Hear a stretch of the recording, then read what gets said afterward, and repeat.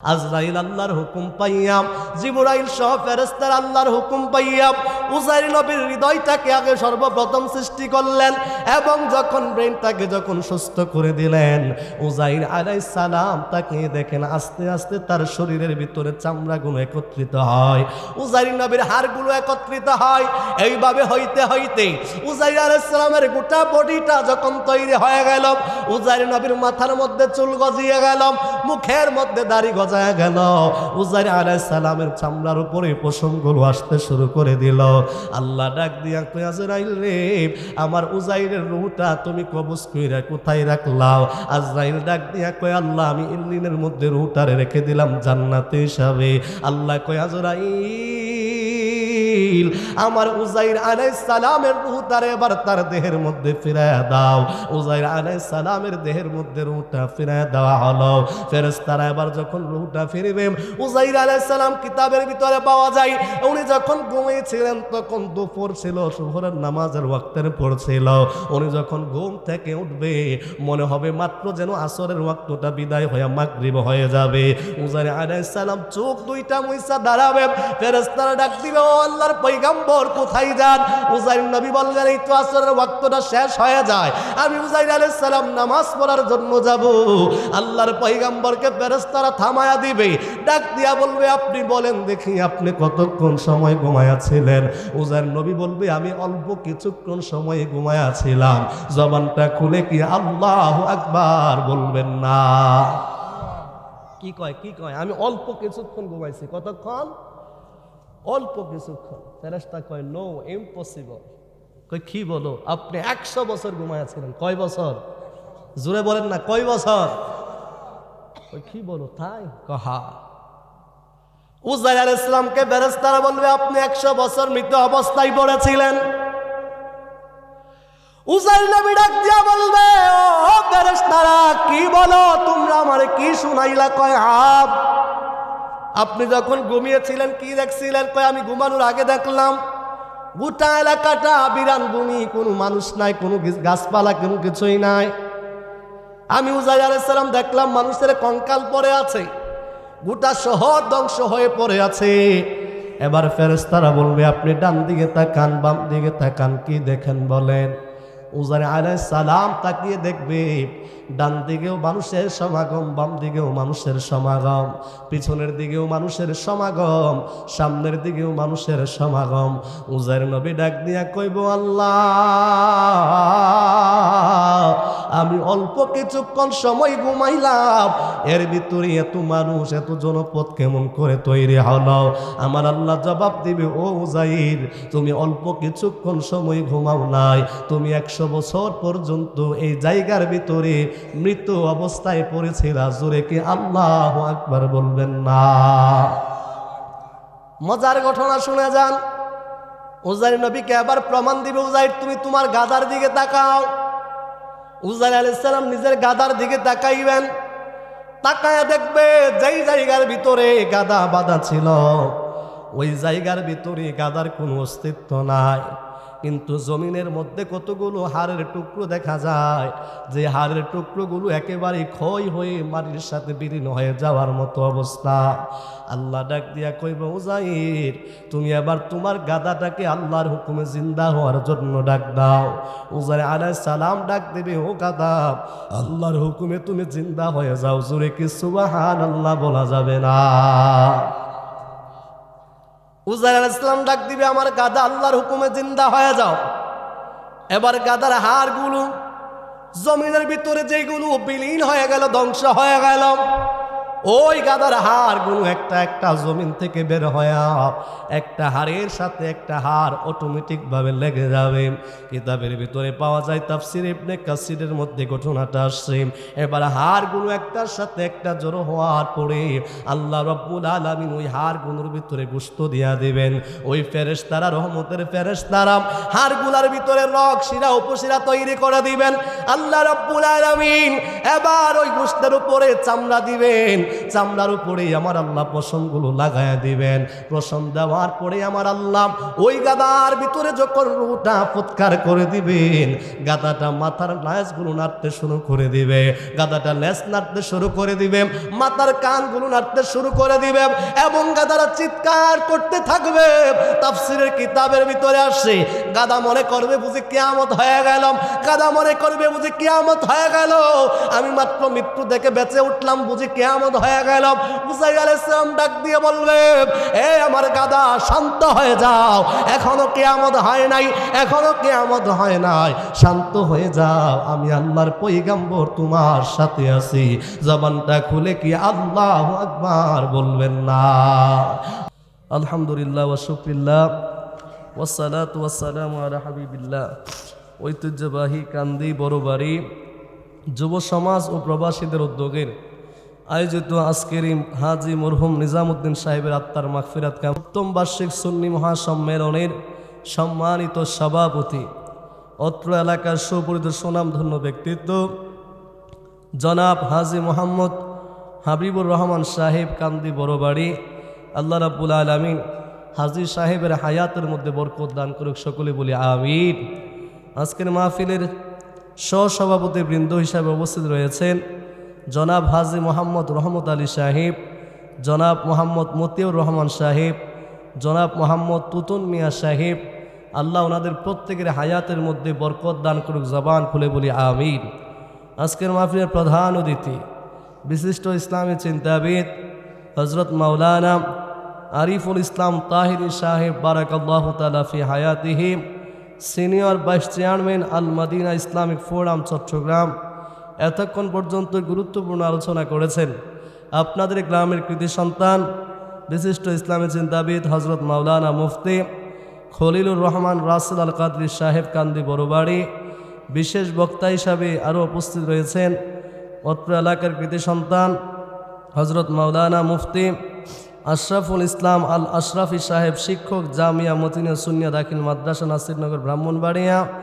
আরও উপস্থিত রয়েছেন ঐতিহ্যবাহী গাজিয়া উবাইদিয়া দরবার শরীফের সম্মানিত খলিফা পীরে তরিকত মুফতি শরীফুল মুস্তফা মোল্লা নকশবন্দি সাহেব, খলিফা গাজিয়া উবাইদিয়া দরবার শরীফ সরাইল বাড়িওড়া, হজরত মাওলানা নূর মোহাম্মদ সাহেব খতিব বড়বাড়ি জামে মসজিদ। আমন্ত্রিত অনেক উলামায়ে কেরাম রয়েছেন। বিশেষ করে আজকের মাহফিলের যার আহ্বানে হচ্ছেন হজরত মাওলানা কারি তোফাজ্জল মুস্তফা নকশবন্দি, শিক্ষার্থী কাদেরিয়া তৈয়বা আলিয়া কামিল মাদ্রাসা মোহাম্মদপুর ঢাকা। মাহফিল পরিচালনায় হাফেজ মোহাম্মদ মাহমুদুল হাসান তুষার সহ দিগার উলামায়ে কেরাম, মুরব্বিয়ানে ইজাম, স্কুল কলেজ ইউনিভার্সিটি মাদ্রাসায় পড়ুয়া শিক্ষার্থী বন্ধুরা, বিভিন্ন পেশায় নিয়োজিত শ্রমিক, ড্রাইভার, দিনমজুর, চাকরিজীবী, ব্যবসায়িক, প্রবাসী, সকল শ্রেণীর সকল ধরনের রসুল প্রেমিক, অলি প্রেমিক, ইমানদার সুন্নি মুসলমান বাবা ভাইয়েরা, পর্দানিশীল মা বোনেরা, সকলের প্রতি আমি শামসুল আলম হুসাইনের পক্ষ থেকে আবারও সালাম পেশ করছি। আসসালামু আলাইকুম ওয়া রাহমাতুল্লাহি তাআলা ওয়া বারাকাতুহু ওয়া মাগফিরাহ। বাজান, আজকের মাহফিলে আপনারা খুশি না বেজান? একটু জবান খুলে বলেন তো দেখি আল্লাহু আকবার। লক্ষ কোটি শুকর গুজার করছে সেই মহান মনিবের দরবারে যে রব্বুল আলামিন আপনাকে আমাকে দয়া করে মায়া করে এই এলাকার অসংখ্য মানুষ থেকে যাচাই করে বাছাই করে নির্বাচিত করে আল্লাহর মনোনীত করে আজকের এই জান্নাতের বাগানে আসার বসার সুযোগটুকু দিয়েছেন। সকলে উচ্চ কণ্ঠে মাওলার করিমের দরবারে শুকরিয়া আদায়ের লক্ষ্যে জবান খুলে বলি আলহামদুলিল্লাহ। লক্ষ কোটি দরুদ ও সালাম পেশ করছে সেই রসুলের উপর যিনি সাইয়্যিদুল মুরসালিন, খাতামুন নবীন, যিনি আল্লাহর নূর, নূরে মুজাসসাম, শামসুদ দুহা, বদরুদ দুজা, সদরুল উলা, নূরুল হুদা, হুজুরে পাক সাল্লাল্লাহু আলাইহি ওয়াসাল্লামের কদম মোবারকে আমাদের পক্ষ থেকে লক্ষ কোটি দরুদ সালাম আল্লাহ কবুল করুক। জবান খুলে বলি আমিন। বাবারা, ভাইরা, বন্ধুরা আমার, আজকে আমরা এমন একটা গুরুত্বপূর্ণ মাসে এই আয়োজনে বসেছি যেই মাসটার নাম হলো শাবান মাস। কি মাস? জোরে বলতে হবে কি মাস? শাবান মাস। আল্লাহ রসুল সাল্লাল্লাহু আলাইহি সাল্লাম বলেন, আর রজবু শাহরুল্লাহ ওয়া শাবানু শাহরি ওয়া রমাদানু মিনাল উম্মতি। রমজান হলো উম্মতের মাস, শাবান হলো নবীর মাস, আর রজব হলো আল্লাহর মাস। সুবহানাল্লাহ বলবেন না? তো এই মাসগুলোর ভিতরে রজব মাসটা আল্লাহ নিলেন, শাবান মাসটা নবীজি নিলেন, রমজানটা উম্মতকে দিলেন। আল্লাহর সাথে উম্মতের কানেকশন দেওয়ার জন্য মাঝখানের মাসটা আমার নবী নিজের জন্য নির্বাচিত করলেন। জোরে বলেন না সুবহানাল্লাহ। আপনি চিন্তা করেন, এখানে লাইটিং করলেন, সব কিছু করলেন, ওইখানে থাম্বার খুঁটির ভিতরে মিটার লাগানো আছে, মাঝখানে যদি তারের জয়েন্টটা যদি আপনি না দেন, কি মনে করেন আলো জ্বলবে? বাজান জ্বলবে? তো আমার আল্লাহর পক্ষ থেকে বান্দাকে নিয়ামত দেওয়ার জন্য, উম্মতকে মাহে রমজানের নিয়ামত দেওয়ার জন্য আল্লাহর হাবিব মাঝখানের শাবান মাসটা নিলেন। হাদিসের মধ্যে পাওয়া যায়, আমার নবী বলে, উম্মত শোনো, এই শাবান মাসে আমার আল্লাহ বান্দাদেরকে মাফ করে ক্ষমা করে দিয়ে রমজান মাসে বান্দাকে আমার আল্লাহ পবিত্র করে দেয়। জুড়ে বলেন না সুবহানাল্লাহ। এখন মাফ পাবে কারা? যারা ঘরে কম্বল লইয়া ঘুমায় তারা, নাকি? কথা বলেন না বাজান। মাফ পাবে কারা? মাহফিলের নাম দিয়ে যারা রাস্তায় ঘোরাঘুরি করে তারা, নাকি যারা আল্লাহর এবং রসুলের মহব্বতে, আল্লাহর রসুলের মহব্বতে জান্নাতি মজলিসে বসে, ওয়াজ মাহফিলের মজলিসে বসে মাওলার কাছে যখন ক্ষমা চাইবে, মাওলার কাছে যখন মাফ চাইবে, তখন মাওলা তাকে মাফ করবে। কথা বলেন ঠিক কিনা? আমার আব্বুজিরা, বাবাজিরা, ভাইরা, বন্ধুরা, আমার গভীর মনোযোগ দিয়ে কথাগুলো একটু শুনে যান। বাজান, দুনিয়ার ধন সম্পদ, দুনিয়ার আপনজন, আত্মীয় স্বজন, কেউ একদিন আপনার আমার আপন হবে না। আল্লাহ রাব্বুল আলামিন কুরআনুল কারীমের ভিতরে আমার আল্লাহ জানিয়ে দেয়, আল ইয়াউমা ইয়াফিরুল মারউ মিন আখি। আল্লাহ কয়, কিয়ামতের ময়দানে তোমার ভাই তোমাকে দেখে পলায়ন করবে। আমার আল্লাহ বলেন, তোর মা তোরে দেখে পলায়ন করবে, তোর বাবা তোরে দেখে পলায়ন করবে। আল্লাহ বলেন, ওই দিন তোমার আদরের স্ত্রী তোমাকে দেখে পলায়ন করবে। আল্লাহ ডাক দিয়া কয়, বান্দা, ওই কিয়ামতের ময়দানে ভাই তোমার আপন হবে না। ওই কিয়ামতের ময়দানে তোমার বাবা তোমার আপন হবে না। কিয়ামতের ময়দানে মা তোমার আপন হবে না। কিয়ামতের ময়দানে সন্তান তোমার আপন হবে না। ওই কিয়ামতের ময়দানে স্ত্রী তোমার আপন হবে না। ওই কিয়ামতের ময়দানে তোমার আমার যিনি আপন হবে, তিনি হচ্ছেন রাহমাতুল লিল আলামিন। জবানটা খুলে কি সুবহানাল্লাহ বলা যাবে না? কান্দের বাবারা জবাব দিবেন। ইসলামের স্তম্ভ হলো 5টা। কয়টা? জোরে বলেন কয়টা? প্রথম নম্বরের নাম কি?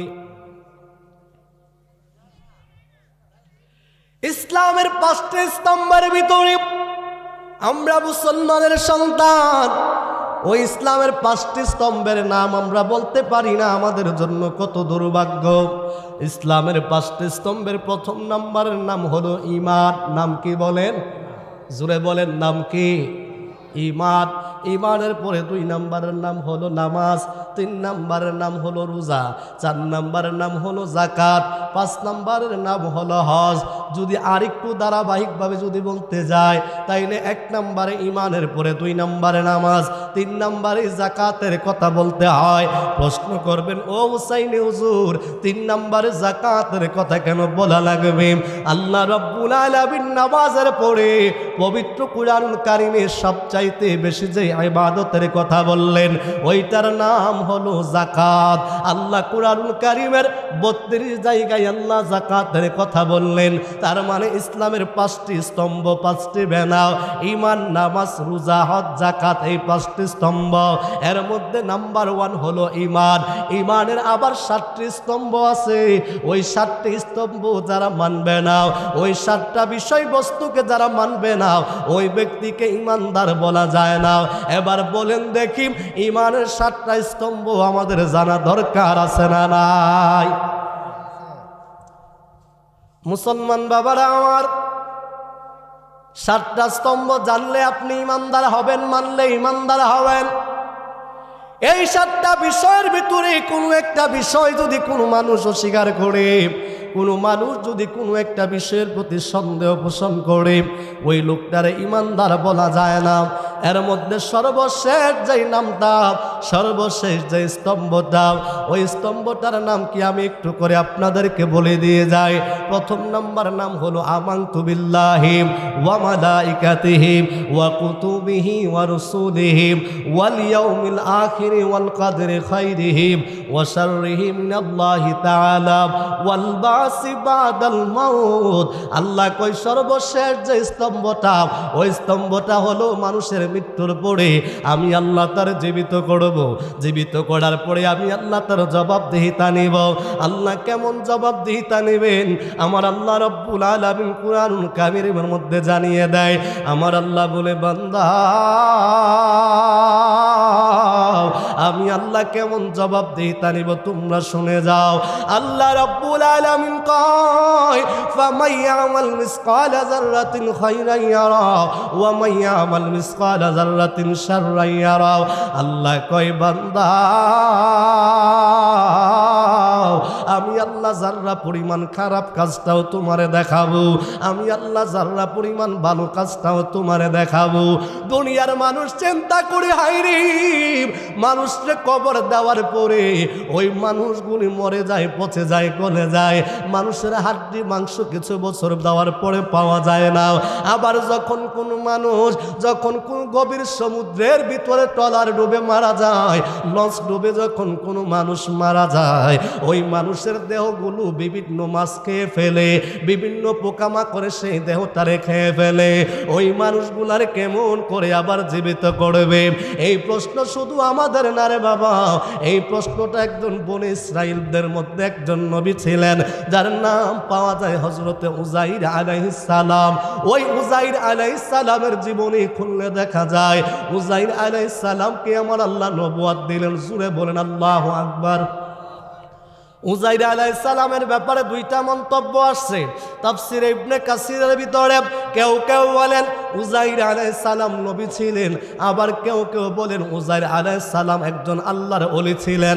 তবে মশহুর রাওয়ায়াত হলো, প্রসিদ্ধ অভিমত হলো, উযাইর আলাইহিস সালাম আল্লাহর একজন পয়গম্বর, আল্লাহর একজন নবী ছিলেন। ওই উযাইর আলাইহিস সালাম যখন তিনি কাজ করতেন, ওনার বয়স যখন 40 বছর হলো, উযাইর পয়গম্বর এবার রাস্তা দিয়ে রওনা দিলেন সফর করার জন্য।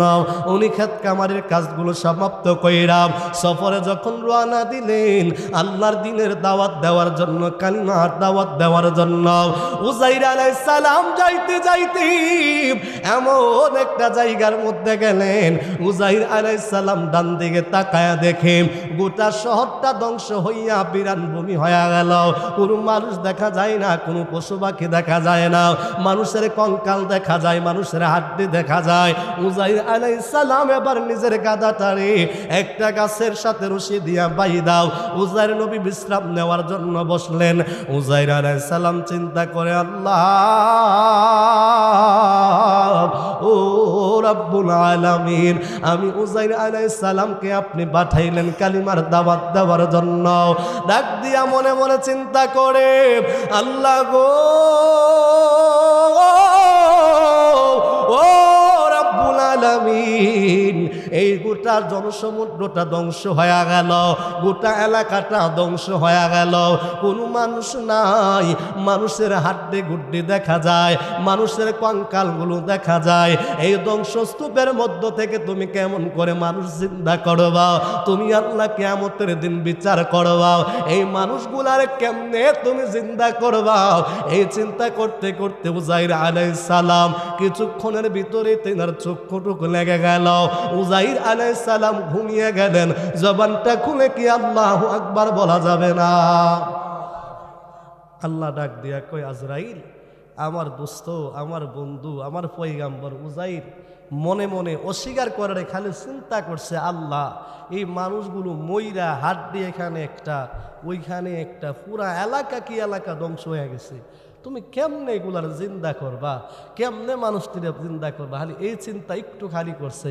আল্লাহ কই, আজরাইল যাও, উযাইর পয়গাম্বরের দেহ থেকে রুহটা নিয়ে আসো। জোরে কন্যা আল্লাহু আকবার। বাজান, যতদিন পর্যন্ত আপনার আমার দেহের ভিতরে রূহ আছে ততদিন পর্যন্ত আপনার আমার দাম আছে। দেহ থেকে রুহটা চলে গেলে আর দাম আসেনি।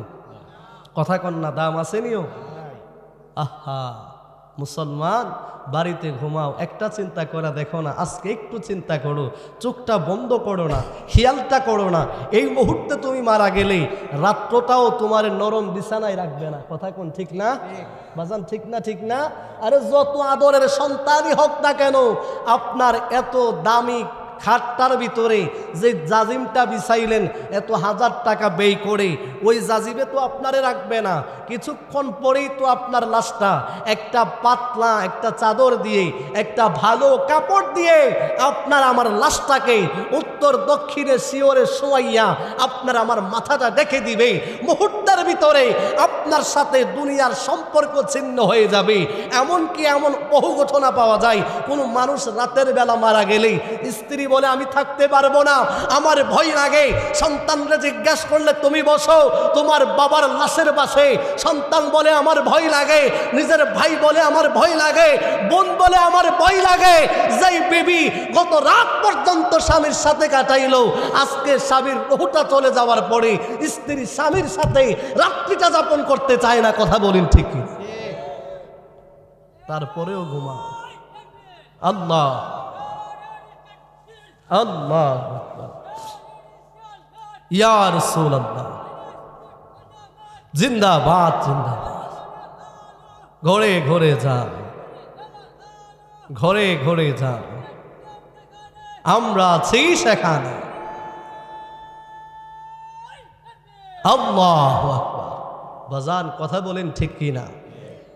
যেই সন্তানের জন্য দিনের পর দিন নামাজ ছেড়ে দিয়ে হক হালাল ভুলে গিয়ে যেই সন্তানের কেরিয়ার গঠন করার জন্য আপনি আমি এত হাড় ভাঙা পরিশ্রম করে যাচ্ছেন, বাবা প্রবাসী ভাইগুলো, আজকে এই প্রবাসীদের উদ্যোগের মাহফিল, এই প্রবাসী ভাইগুলো নিজের জীবনের গুরুত্বপূর্ণ সময় যৌবনকালটা শুধুমাত্র পরিবারের মুখে হাসি ফোটানোর জন্য সেই দূর প্রবাসে পড়ে আছে। কথা বলেন ঠিক না?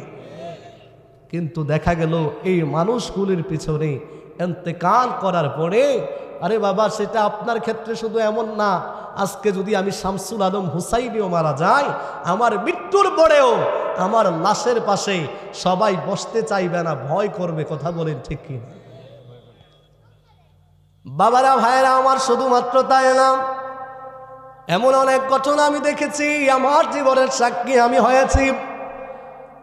জানাজার পরে লাশটারে নিয়ে যখন কবরের পাশে গেলাম, নিজের আত্মীয় স্বজন আপনজন অনেকেই কবরে নামতে চায় না, ভয় লাগে। কথা বলেন ঠিক কিনা? তার মানে বোঝা গেল দেহ থেকে রূহ চলে যাওয়ার পরে আপনার সাথে আমার সাথে দুনিয়ার সম্পর্কটা ছিন্ন হয়ে যায়।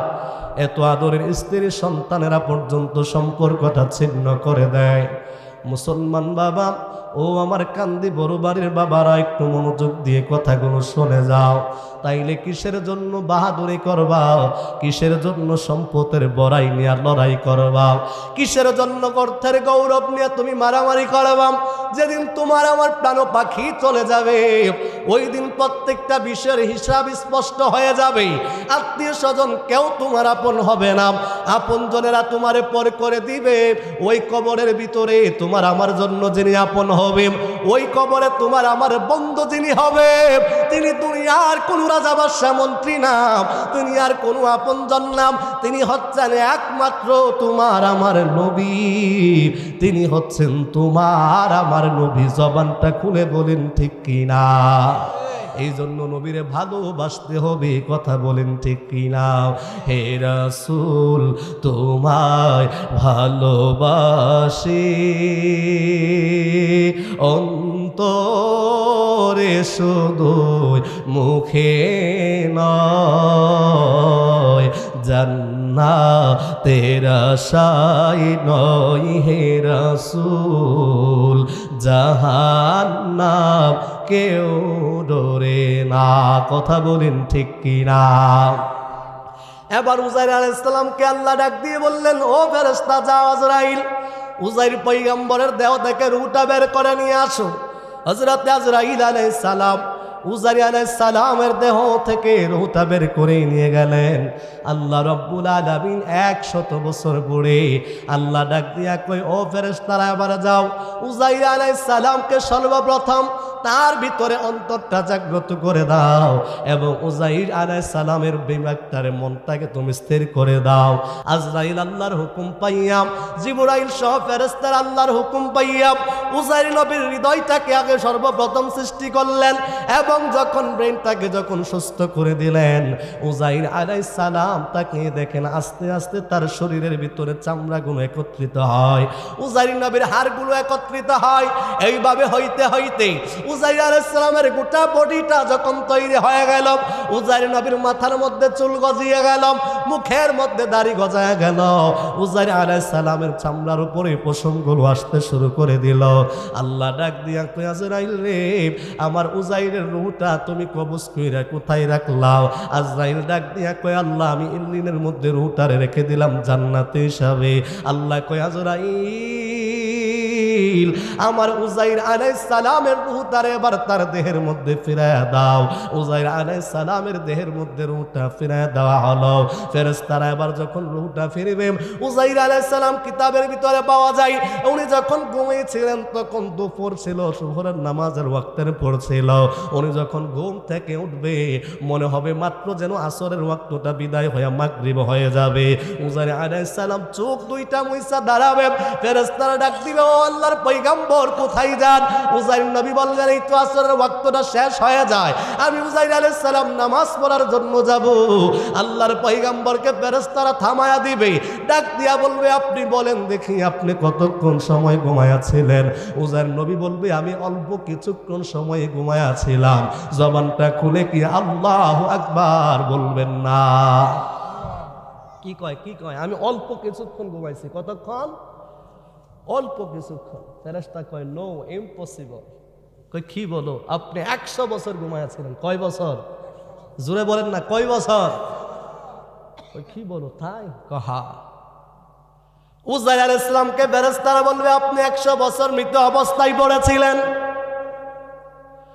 উজাইর নবী ডাক দিয়া বলবে, ও ফেরেশতারা কি বলো তোমরা, আমারে কি শুনাইলা? কয় আপনি যখন ঘুমিয়েছিলেন কি দেখছিলেন? কয় আমি ঘুমানোর আগে দেখলাম গোটা এলাকাটা বিরান ভূমি, কোনো মানুষ নাই, কোনো গাছপালা, কোনো কিছুই নাই। আমি উজাইর আলাইহিস সালাম দেখলাম মানুষের কঙ্কাল পড়ে আছে, গোটা শহর ধ্বংস হয়ে পড়ে আছে। এবার ফেরেশতারা বলবে, আপনি ডান দিকে তাকান, বাম দিকে তাকান, কি দেখেন বলেন? উজাইর আলাইহিস সালাম তাকিয়ে দেখবে ডান দিকেও মানুষের সমাগম, বাম দিকেও মানুষের সমাগম, পিছনের দিকেও মানুষের সমাগম, সামনের দিকেও মানুষের সমাগম। উজাইর নবী ডাক দিয়া কইব, আল্লাহ আমি অল্প কিছুক্ষণ সময় ঘুমাইলাম, এর ভিতরে এত মানুষ, এত জনপদ কেমন করে তৈরি হলো? আমার আল্লাহ জবাব দিবে, ও উজাইর তুমি অল্প কিছুক্ষণ সময় ঘুমাও নাই, তুমি 100 বছর পর্যন্ত এই জায়গার ভিতরে মৃত অবস্থায় পড়েছিল। জোরে কি আল্লাহু আকবার বলবেন না? মজার ঘটনা শুনে যান। উজাইর নবীকে আবার প্রমাণ দিবে, উজাইর তুমি তোমার গাদার দিকে তাকাও। উজাইর আলাইহিস সালাম নিজের গাদার দিকে তাকাইবেন, তাকায়া দেখবে যেই জায়গার ভিতরে গাদা বাঁধা ছিল ওই জায়গার ভিতরে গাদার কোনো অস্তিত্ব নাই। কিন্তু জমিনের মধ্যে কতগুলো হাড়ের টুকরো দেখা যায়, যে হাড়ের টুকরোগুলো একেবারে ক্ষয় হয়ে মাটির সাথে বিলীন হয়ে যাওয়ার মতো অবস্থা। আল্লাহ ডাক দিয়া কইব, উজাইর তুমি আবার তোমার গাদাটাকে আল্লাহর হুকুমে জিন্দা হওয়ার জন্য ডাক দাও। উজাইর আলাইহিস সালাম ডাক দেবে, ও গাদা, আল্লাহর হুকুমে তুমি জিন্দা হয়ে যাও। জোরে কি সুবহানাল্লাহ বলা যাবে না? উজাইর আলাইহিস সালাম ডাক দিবে, আমার গাদা আল্লাহর হুকুমে জিন্দা হয়ে যাও। এবার গাদার হাড়গুলো জমিনের ভিতরে যেগুলো বিলীন হয়ে গেল, ধ্বংস হয়ে গেল, ওই গাদার হাড়গুলো একটা একটা জমিন থেকে বের হয়ে একটা হাড়ের সাথে একটা হাড় অটোমেটিক ভাবে লেগে যাবে। কিতাবের ভিতরে পাওয়া যায়, তাফসীর ইবনে কাসিরের মধ্যে ঘটনাটা আসছে। এবার হাড়গুলো একটার সাথে একটা জড়ো হওয়ার পরে আল্লাহ রাব্বুল আলামিন ওই হাড়গুলোর ভিতরে গোশত দিয়া দিবেন। ওই ফেরেশতারা, রহমতের ফেরেশতারা, হাড়গুলোর ভিতরে রগ শিরা উপশিরা তৈরি করে দিবেন।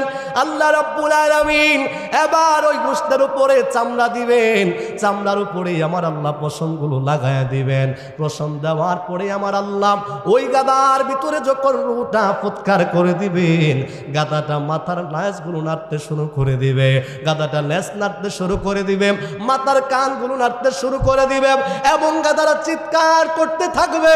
তাফসীরের কিতাবের ভিতরে আসে, গাদা মনে করবে বুঝি কিয়ামত হয়ে গেল, গাদা মনে করবে বুঝি কিয়ামত হয়ে গেল, আমি মাত্র মৃত্যু থেকে বেঁচে উঠলাম, বুঝি কিয়ামত হয়ে গেল।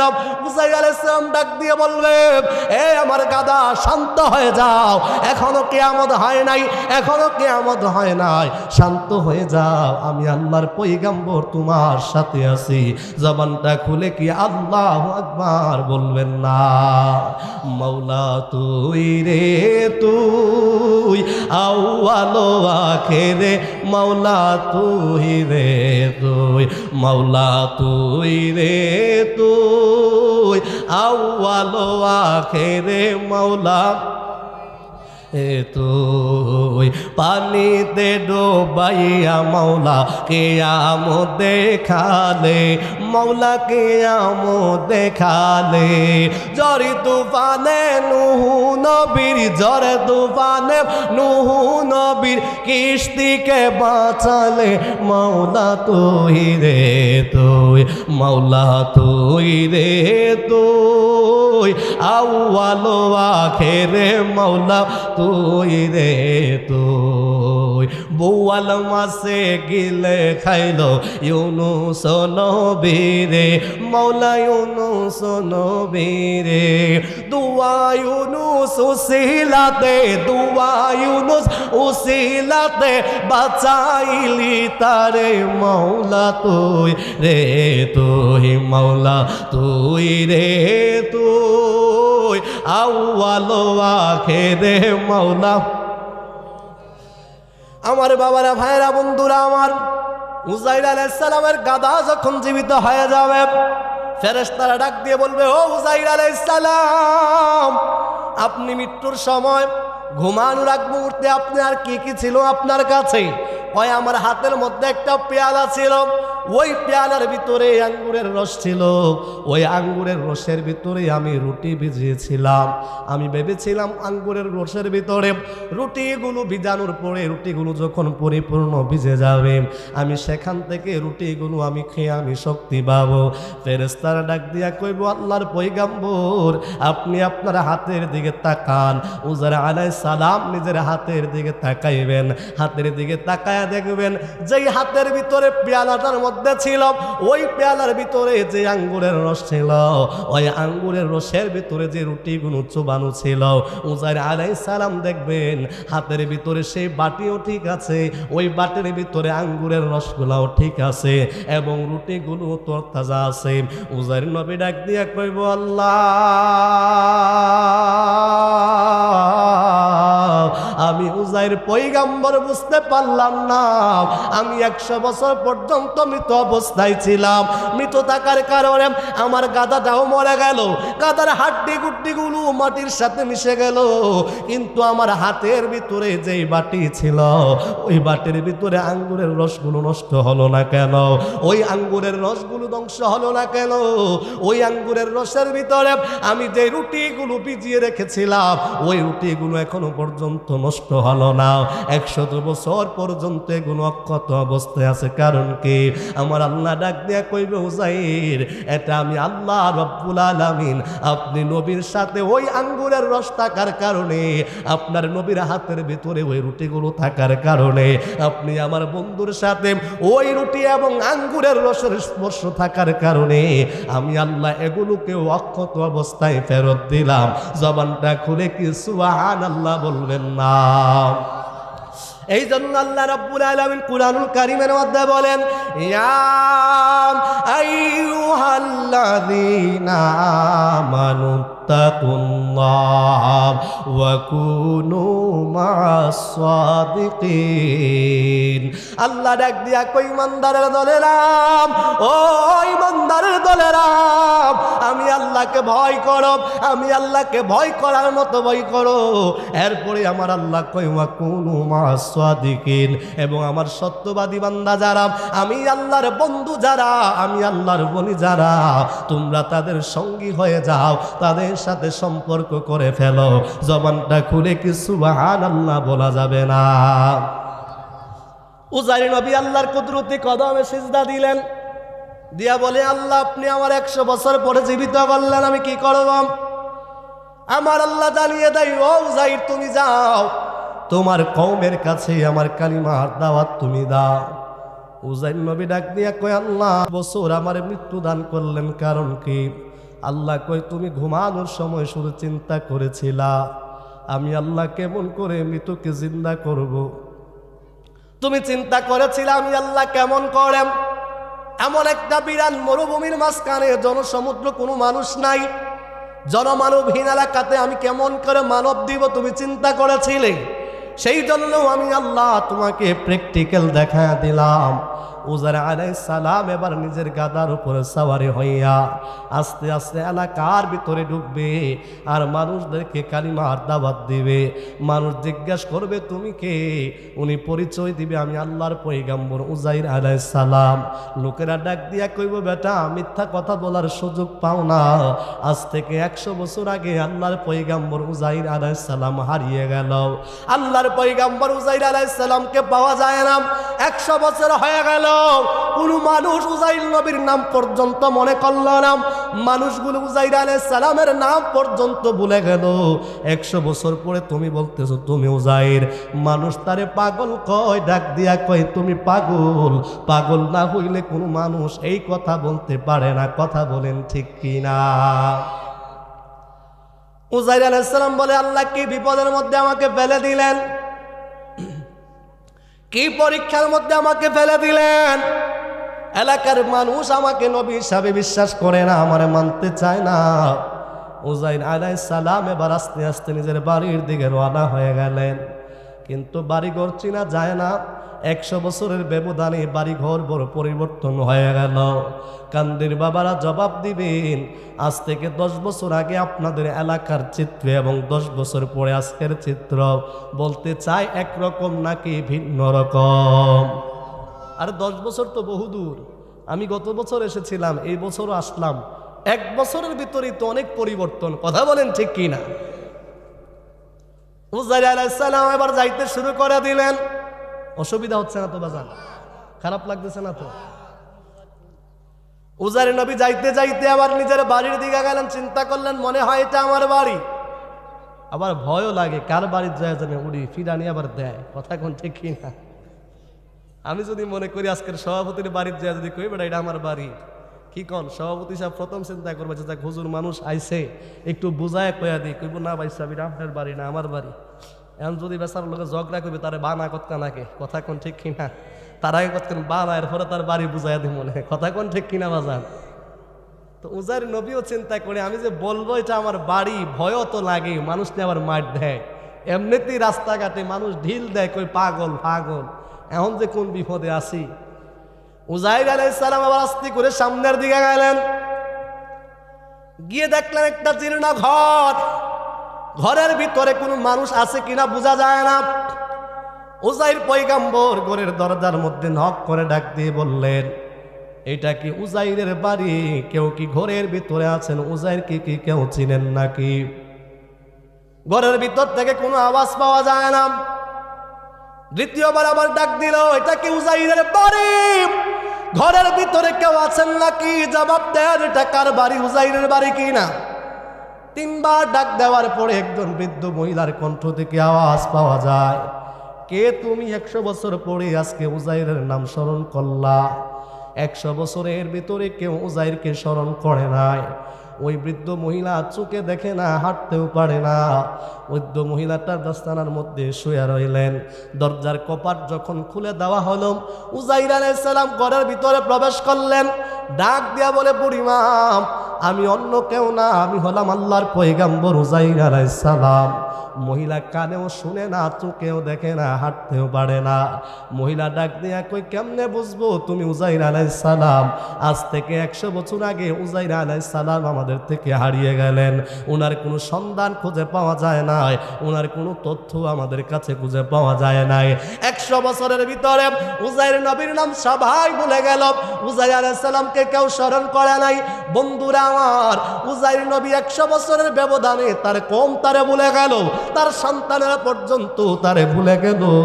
আপনার আমার নবী আজ থেকে 1450-1500 বছর আগে দুনিয়ার জমিন থেকে পর্দা করলেন। এখনো পর্যন্ত কান্দের গ্রামের মানুষ রাতের বেলায় আমার নবীর শানে নাচ পড়তে পড়তে চোখের পানিগুলো ফালায়া ফালায়া কান্দে। কথা বলেন ঠিক কিনা? ও মায়া নবী গো, তুমি প্রেম শেখায়া কোথায় লোকাইলা? বলেন ও মায়ার নবী গো, তুমি প্রেম শেখায়া কোথায় লোকাইলা? তোমায় কেমনে পাবো, কোথায় পাবো নবী? কেমনে কোথায় পাবো? স্বপ্নে একবার বলো না, তুমি প্রেম শেখায়া কোথায় লোকাইলা? বলো ও মায়ার নবী গো, তুমি প্রেম শেখায়া কোথায় লোকাইলা? রাত্রে যখন ঘুমাতে যায়, ঘুমা সে না চোখে নবী গো, ঘুমা সে না চোখে। তোমার কথা মনে হলে নবী কাঁদি নয়ন জলে, নবী গো কাঁদি নয়ন জলে। আমরা কেমনে পাবো, কোথায় পাবো নবী? কেমনে কোথায় পাবো? স্বপ্নে একবার বলো না, তুমি প্রেম শেখায়া কোথায় লোকাইলা? বলেন ও মায়ার নবী গো, তুমি প্রেম শেখায়া। 100 বছরের ব্যবধানে উজাইর নবীর উম্মতেরা উজাইর নবীকে ভুলে গেল, উজাইর নবীর সন্তানেরা পর্যন্ত ভুলে গেল। অথচ 1500 বছর পরেও আমরা দয়াল নবীর উম্মত, দয়াল নবীকে ভুলি নাই। কেমনে ভুলবেন? আমার নবী তো কিয়ামতের ময়দানে আমাদেরকে ভুলবেন না।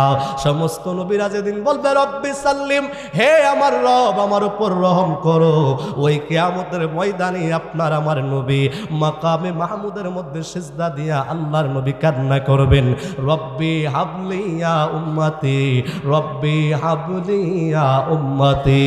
জবানটা খুলে কি সুবহানাল্লাহ বলা যাবে না? কিয়ামতের ময়দানে আপনার আমার নবী সুপারিশ করবে। আল্লাহর নবী বলেন শাফাতি লিআহলিল কাবাইরি মিন উম্মতি, আমি নবী কিয়ামতের ময়দানে কবিরা গুনাহ করনে वाला উম্মত গুলারে আমি নবী সুপারিশ করে জান্নাতে নিব। কিন্তু আজকে টুপিওয়ালা দাড়িওয়ালা মোল্লা বের হইল, যেই মোল্লা ফতোয়া দেয় কিয়ামতের ময়দানে নবী পরের কল্যাণ করবে কি, আমার নবী নাকি চিন্তা করবেন আল্লাহ আমার দুজুকে দিব না জান্নাতে দিব, চিৎকার দিয়া কি নাউজুবিল্লাহ বলা যায় না। সামনে রমজান মাস, কিছু নাপিত বের হবে তারাবির নামাজ কাটছাট করার জন্য, কথা কোন ঠিক কিনা? সারা জিন্দিগি 20 রাকাত তারাবির নামাজ পড়লেন, যেই নাপিত তারাবির নামাজ 8 রাকাত কয়, ওই নাপিত তারাবির নামাজ জামাতে পড়ে। মোল্লা তুমি জানো নি নবীর যুগে তারাবির নামাজ জামাতে ছিল না, কথা বলেন ঠিক কিনা? আবু বকর সিদ্দিকের যুগেও তারাবির নামাজের জামাত ছিল না। হযরতে ওমর ফারুক আজম রাদিয়াল্লাহু তাআলা আনহুর জামানায় হযরতে ওমর একজন কারি সাহেবকে ডাকাইয়া হযরতে ওমর 20 রাকাত তারাবির নামাজের জামাত চালু করে দিলেন। হযরতে ওমর 20 রাকাত তারাবির নামাজ বুঝলেন, আর মোল্লা ফতোয়া দেয় 8 রাকাত তারাবির নামাজ আছে না নাই। ওই মোল্লাদের ফতোয়া আমগো দেশের কিছু প্রবাসী ইনপুট করে, আসেনি? আছে না? আছে না? সৌদি আরব থেকে আসার পরে এই দেশে ইনপুট কইরা আনে, কি আনে? তারাবির নামাজ 8 রাকাত, কয়নি? তো আমি তাদের ব্যাপারে একটা চমৎকার একটা গল্প পড়ছিলাম, শোনাবো আপনাদেরকে। তাদের গল্পটা কেমন আমি একটু বলি, শোনেন। মনে করেন আমার চাচা, বাজার আপনি রাগ করেন না, আপনাদের দিয়া কইতাছি, কারণ সামনে যেহেতু আপনি পড়ছেন। আচ্ছা দুইজনই ধরি, একজন রাগ করলে আরেকজন তো রাগ করতো না, কথা কোন ঠিক কিনা? মনে করেন চাচার বিবাহ বার্ষিকী, কি বার্ষিকী? কই আবার রাগ করেন না, বিবাহ বার্ষিকী। এখন ফুতের বউ ধরছে, কয় আব্বার বিবাহ বার্ষিকী, বহু বছর পরে আব্বাই বাঁচে না মরে, আমরা কত সেলিব্রেশন করলাম, কেউ এখনকার সেলিব্রেশন হয়নি? হয়। এখন বাপেরে ফুতে কাপড় কিনা দিব, বাপের বিবাহ বার্ষিকী অনুষ্ঠান করব, সব আয়োজন করা হয়েছে।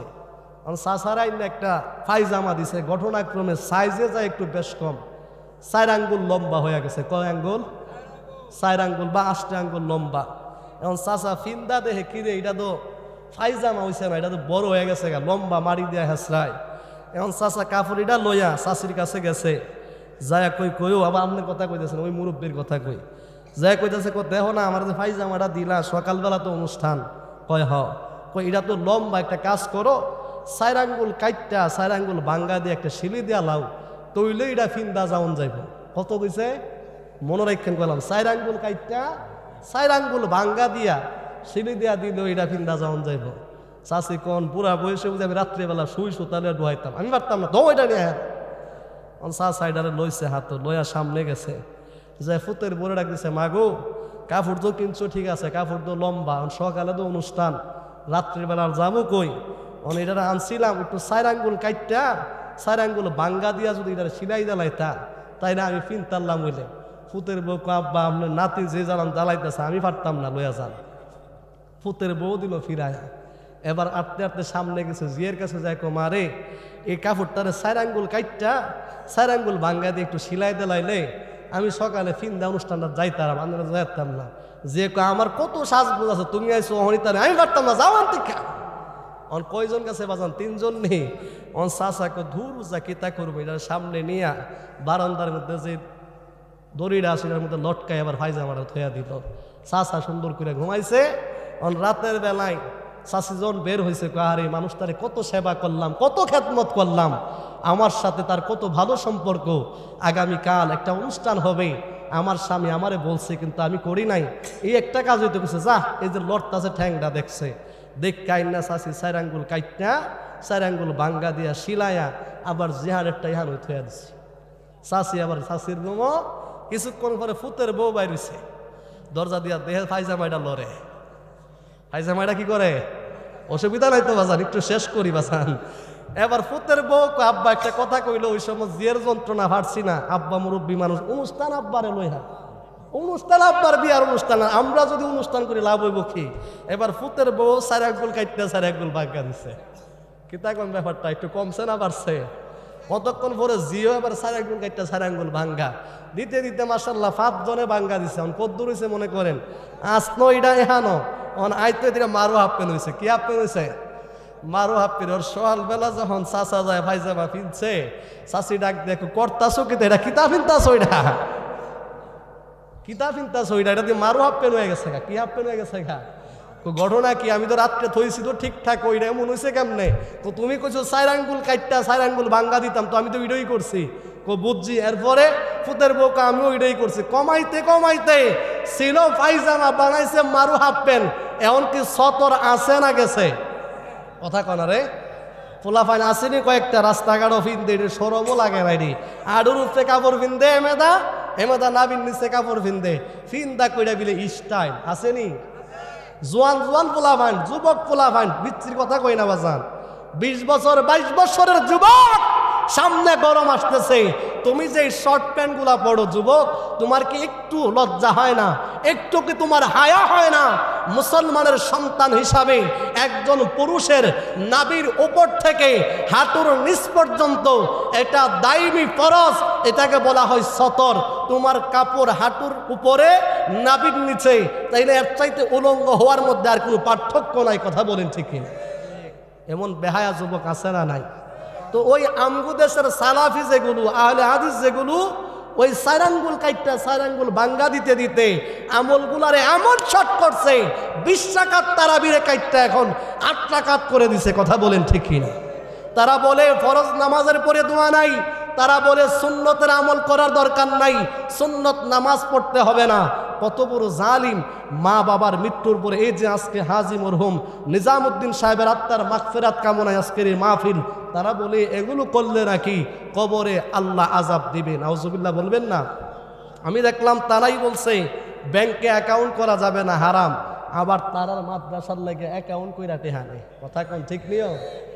নিজের বেলা হইলে আরাম, পরের বেলা হইলে কি? এই তারাই ফতোয়া দিয়েছে এই যে শবে বরাত আসবে, তারা পাগলা কুকুরের মতো পাগল হয়ে যাবে। তাদের ভিতরে একজন ফতোয়া দিয়েছেন যে শবে বরাতের রাত্রে মসজিদে ইবাদত করার চাইতে বেশ্যাখানায় রাত্রি যাপন করাও নাকি উত্তম। এত আসতে বললেন নাউজুবিল্লাহ। কেন বলছে জানেন? আমি বলি তাদের জন্মটা বেশ্যাখানায় হয়েছে। কথা বলেন ঠিক কিনা? এটা আমার দলিল না। আমার আল্লাহ বলে, ও দুনিয়ার মানুষ শুনে যাও, আমার মুস্তাফার সাথে যারা বিয়াদবি করবে, আমার রাসূলের সাথে যারা দুস্তাগি করবে, তাদের জন্মের মধ্যে বেজাল থাকবে। এর প্রমাণ কি? ওয়ালিদ বিন মুগীরার প্রমাণ দিয়ে আমার আল্লাহ কিয়ামত পর্যন্ত প্রমাণ করে দিলেন, যারা রাসূলুল্লাহর শানে দুস্তাগি করবে সত্যিকার অর্থে তাদের জন্মে বেজাল। কথা বলেন ঠিক কিনা? শবে বরাতের রাতের ইবাদত সম্পর্কে অনেক হাদিস আছে, আজকে জুমাতেও আলোচনা করেছি।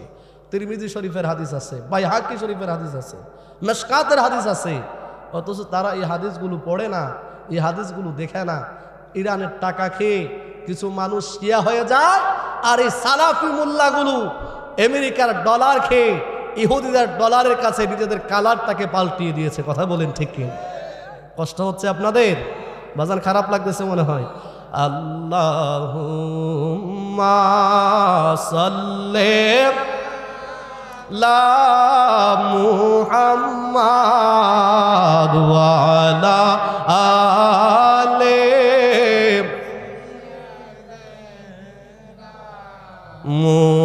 মুহাম্মাদ ওয়া আলা আলি সাইয়্যিদ। বন্ধু নাই রে বান্ধব নাই রে, যে জাগায় ওই জাগার বন্ধু নবী মুস্তাফা আল্লাহ। জুড়ে সাল্লে আলা ওয়া আলা আলি সাইয়্যিদিনা। আমার আব্বুজিরা, বাবাজিরা, ভাইরা, বন্ধুরা আমার, বলতেছিলাম মুজাহির আলাইহিস সালাম নিজের ঘরের দরজায় গিয়ে নক করলেন। দরজা খোলা হলো, তাকায় দেখেন বৃদ্ধ মহিলার চুলগুলো পেকে গেল, চোখে দেখে না, কানেও শুনে না, হাঁটতেও পারে না। বৃদ্ধ মহিলাকে দেখার পরে উজাইর আলাইহিস সালাম চিনতে পারলেন, ডাক দিয়ে বলেন, তুমি আমার বাড়ির কাজের মহিলা ছিলা। আমি যখন বাড়ি থেকে বের হয়ে যাই তোমার বয়স তখন 20 বছর ছিল। মহিলাটা ডাক দিয়ে বলে, ও আল্লাহর পয়গম্বর, আজকে 100 বছর হয়ে গেল, কোনো মানুষ উজাইর আলাইহিস সালামকে স্মরণ করে না, কেউ তারে মনে রাখে না। 100 বছর হয়ে গেল উজাইর পয়গম্বরকে কোনো খোঁজ খবর পাওয়া যায় না। তুমি আজকে এসে বলতেছো তুমি আল্লাহর পয়গম্বর উজাইর, আমরা কেমন করে তোমার কথা বিশ্বাস করব, আমাদের বুঝে আসে না। মহিলাটা এবার ডাক দিয়া কই, তুমি যদি আল্লাহর পয়গম্বর উজাইর হয়ে থাকো, আমার কাছে আসো, আমি তোমার সেবা করেছি, আমি তোমার খেদমত করেছি, আমি তোমার হাত ধরলে আমি বুঝতে পারবো তুমি আল্লাহর পয়গম্বর কিনা। আমি তোমার শরীরের গন্ধ যদি নিতে পারি, আমি বুঝতে পারবো তুমি আল্লাহর পয়গম্বর কিনা। আল্লাহর পয়গম্বর উজাইর আলাইহিস সালাম বৃদ্ধ মহিলাটার কাছাকাছি যখন গেলেন, বৃদ্ধ মহিলা উজাইর নবীর শরীরের ঘ্রাণ পাইয়া চিৎকার দিয়া কান্দে, চোখে দিয়া পানি বের হয় না। মহিলাটা কান্দে আর ডাক দিয়া কই, আল্লাহর কসম করে বলি, আপনি আল্লাহর পয়গম্বর উজাইর আলাইহিস সালাম, এর মধ্যে কোনো সন্দেহ নাই, কারণ আপনার শরীরে ঘ্রাণ প্রলে দেয় আপনি আল্লাহর নবী উজাইর আলাইহিস সালাম। জবানটা খুলে কি আল্লাহু আকবার বলা যায় না? বাবারা, ভাইরা, বন্ধুরা আমার, পৃথিবীর জমিনে একমাত্র মা যেই ব্যক্তি সন্তানের কণ্ঠের আওয়াজ পাইতে হয় না, একমাত্র মা যেই ব্যক্তি সন্তানকে চোখ দিয়ে দেখতে হয় না, একমাত্র মা যেই ব্যক্তি সন্তানের শরীরের ঘ্রাণ পাইলেই বুঝতে পারে এটা নিজের সন্তান। কথা বলেন ঠিক কিনা? বন্ধুরে আমার, জনম দুঃখিনী মা সন্তানের শরীরের ঘ্রাণ পাইলে বুঝতে পারে এটা আমার সন্তান, এটা আমার জাদুমণি। এমন চিকিৎসা বিজ্ঞান এখনো আবিষ্কার করতে পারে নাই। শরীরের ঘ্রাণ শুনে মায়ের মতো চিকিৎসা কেউ দিতে পারবে না। পৃথিবীর ডাক্তার তোমারে পরীক্ষা করে বলবে তুমি অসুস্থ, পৃথিবীর ডাক্তার তোমাকে পরীক্ষা নিরীক্ষার পরে বলবে তুমি সুস্থ।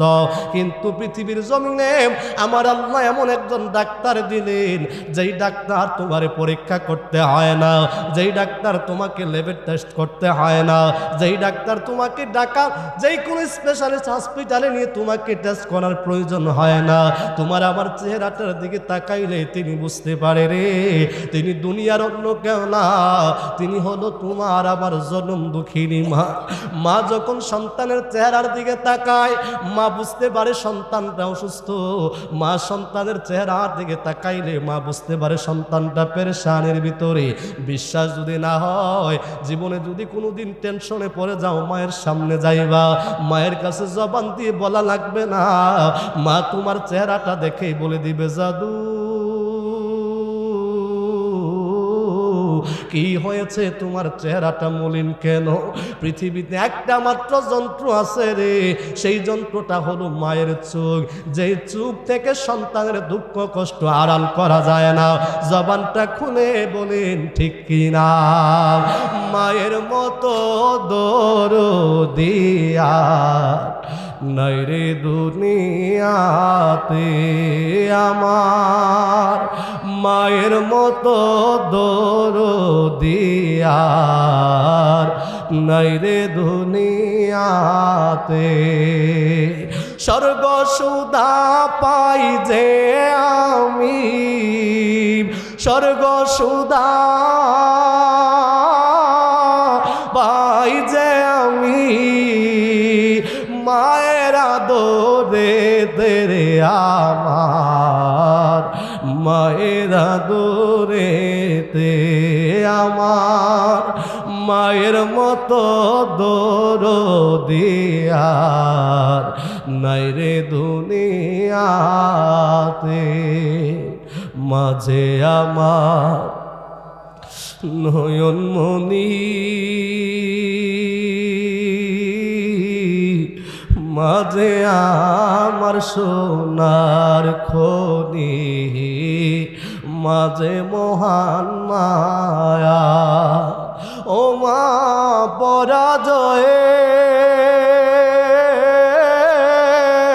দেই বড়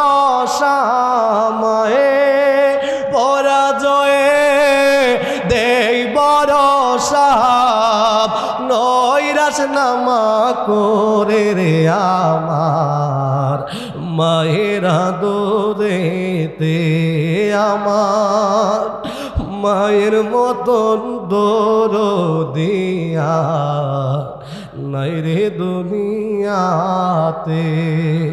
এই আমার যুবক,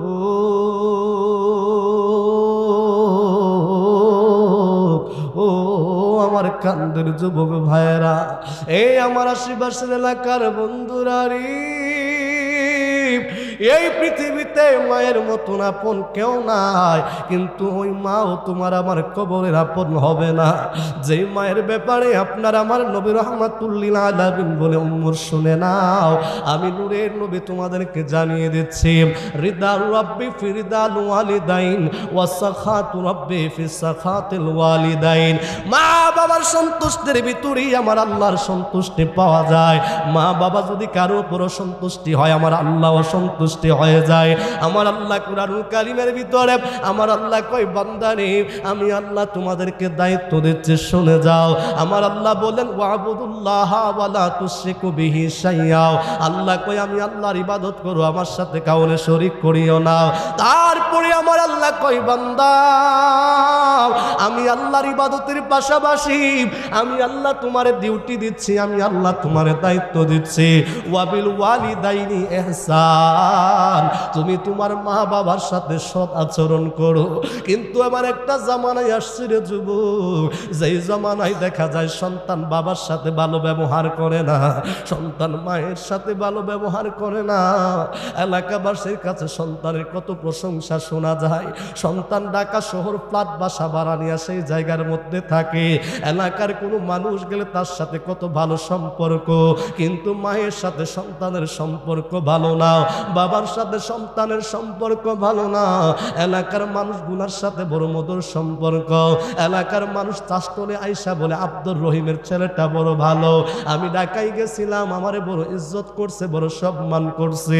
এই কথাটা বাবা যখন কানে শুনে, বাবা বাড়ির ভিতরে আইসা চোখের পানিগুলো ফালায়া ফালায়া কান্দে, আর ডাক দিয়া কয়, আল্লাহ আমি যে সন্তান তার এত কষ্ট করে লালন পালন করলাম, আমার সন্তান জীবনে আমারে ফোন দেয় না, মাস পার হয়ে গেলে আমি বাবা ফোন না দিলে আমার সন্তান ফোন দেয় না, আমি আমার সন্তানের খবর না নিলে আমার সন্তান খবর নেয় না। এলাকার মুরব্বীদের সাথে তার কত ভালো সম্পর্ক, এলাকার মুরব্বীরা তার কত প্রশংসা করে। বাবাটা রাতের বিছানায় পিনায়া পিনায়া কাঁদে, মা জিজ্ঞাসা করে কেন কান্দো, কান্নার কারণ কি? ডাক দিয়া বাবাকে নিজের কান্নাটার লুকানোর চেষ্টা করে। বাবা কই কেন কান্দি জানুনি? আজকে চাষতলে শুনে আসছি আমার ছেলের প্রশংসা, আমার ছেলে এলাকার প্রত্যেকটা মুরব্বীর সাথে যোগাযোগ করে, এই জন্য আমি খুশিতে আত্মহারা হইয়া কান্দি। মা ডাক দিয়া কই আমি বুঝছি তুমি কেন কান্দো, তোমার ছেলে তোমার ইচ্ছা কইরা ফোন দেয় না, তুমি ফোন না দিলে তোমার ছেলে তোমার খবর নেয় না।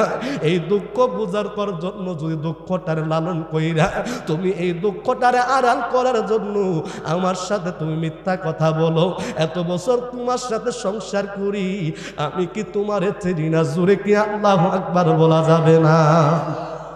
যুবক তুমি জানো নি,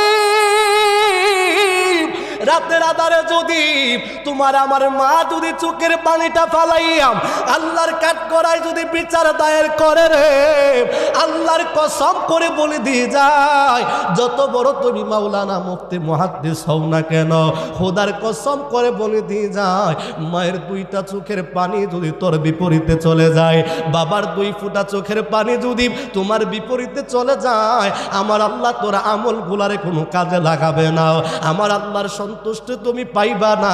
হয়তো আমি লম্বা সময় পাবো না, হয়তো ঘটনাগুলো শেষ করতে পারবো না।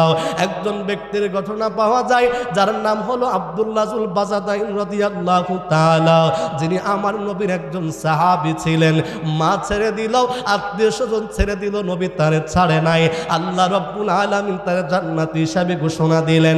আরেকজন ব্যক্তির নাম পাওয়া যায়, ও যুবক ভাইয়েরা আমার একটু মনোযোগ দিয়ে শুনে যাও, বন্ধুরে আমার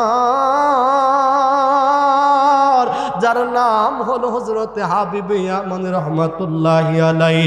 ওই হাবিবে ইয়ামানের মা শুধুমাত্র একদিন সন্তানের উপর বেরাজি হইয়া, সন্তানের উপর অসন্তুষ্টি হইয়া সন্তানরে বদদুয়া দিল। কেন বদদুয়া দিল? সন্তান কি মারে কষ্ট দিল? কয় না। কেন বদদুয়া দিল? সন্তান কি মারে লাথি দিল? কয় না। কেন বদদুয়া দিল? সন্তানকে মারে খাবার দেয় নাই? কয় না।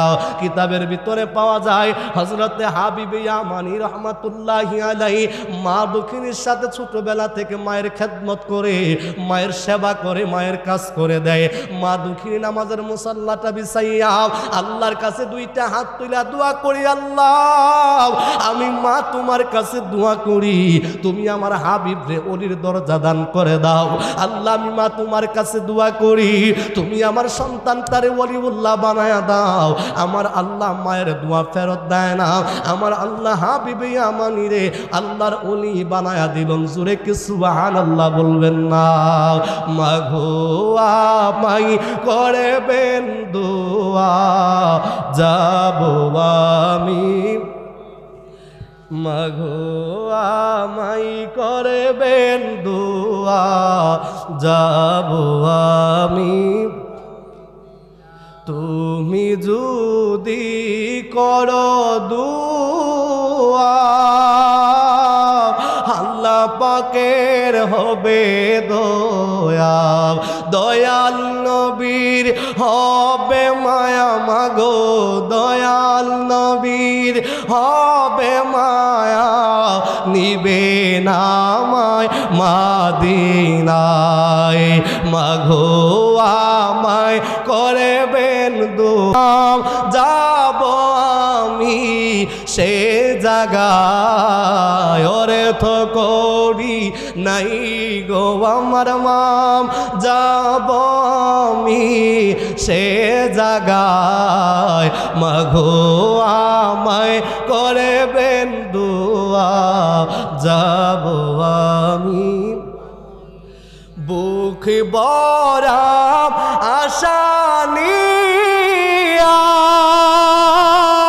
কাঁদি দিদার লাগিয়া, বুক বরা আশা নিয়া কাঁদি দিদার লাগিয়া, দয়াল নবী হইলে আমার মাগো, দয়াল নবী হইলে আমার, আমার কি মরণের ভয়, মাগো আমায় করবেন দোয়া যাব আমি। যুবক ও যুবক ভাই তোমার পাগুলো আমার সামনে উঠায়া দাও, আমি তোর দুইটা পায়ে হাত দিয়ে বলে দিয়ে যাই, যুবক রে এই পৃথিবীতে সফলতা যদি চাও মায়ের কদমগুলোর মধ্যে ঝইরা, মায়ের কদমের মধ্যে চুমা দিয়া মায়ের কাছে দোয়া চাও, আমার আল্লাহ তোমার সফলতার উচ্চ জায়গায় পৌঁছে দিবেন। আমি শামসুল আলম হুসাইনি এতটুক পর্যন্ত এসেছে শুধু আমার মায়ের দোয়ার কারণে। আল্লাহ রাব্বুল আলামিন যতটুকুন ইজ্জত দিয়েছে শুধু মায়ের দোয়ার বদলতে। এ যুবক ভাই আমার, আমি দেখেছি আমার মা আমার জন্য কত কান্না করেছে, আমি দেখেছি আমার মা কত রাত আমার জন্য দোয়া করেছে, কিন্তু যুবক তুমি জানোনি যেদিন আমি আমার মাটারে হারায়া ফেললাম ওই দিন বুঝতে পারলাম রে যুবক আমার সফলতার চাবি বুঝি হারায়া গেল, আমার সফলতার চাবি বুঝি হারায়া গেল। এই জন্য যুবক একটু মনোযোগ দিয়ে কথাগুলো শুনে যাও। মায়ের দোয়ায় হাবিবে ইয়ামানি ওলি হয়ে গেলেন। মায়ের দরবারে যায় কই মা আমি মক্কা মদিনা যাইতে চাই, নবীজির রওজা মুবারক জিয়ারত করতে চাই। মা ডাক দিয়ে বলে হাবিব এই বছর যাও না, তুমি আগামী বছর যাও, আমি মায়ের সেবা করো। সন্তান একদিক দিয়া নবীর প্রেম আর একদিক দিয়া মায়ের ভালোবাসা, সন্তান যখন চিন্তা করি আমার মনে বড় আশা, আমার মনে বড় ইচ্ছা মদিনায় যাব, কিন্তু মা নিষেধ করলো, কি করব? হাবিবে আমার চিন্তা করে মা যদিও নিষেধ করেছে, ইয়ামেন দেশ থেকে মক্কা তো বেশি দূরে না, আমি হাবিবে আমানি মক্কায় মদিনায় যাইয়া আবার না হয় চলে আসবো, মা তো বুঝতে পারবে না, মায়ের সেবা যত্নের তো কোনো কমতি হবে না। এবার হাবিবে আমানি সর্বশেষ চিন্তা করলেন, মদিনার জল্পনা কল্পনা বুকের মধ্যে নিয়ে আমি মদিনায় যেতে চাই। জোরে কি আল্লাহু আকবার বলবেন না? আমার মনে জল্পনা কল্পনা নবী যাব আমি সোনার মদিনা। বলো আমার মনে জল্পনা কল্পনা নবী যাব আমি, বলো যাব আমি সোনার মদিনা। নবী নবী গো যাব আমি, নবী তোমার নামে এত জাদু, জপিলে মনে হয় মধু। তোমার নামে এত জাদু, জপিলে মনে হয় মধু। সেই মধু কোথাও মিলবে না নবী, সেই মধু কোথাও মিলবে না। নবী নবী গো যাব আমি সোনার, বলেন আমার মনে জল্পনা কল্পনা নবী যাব আমি সোনার মদিনা।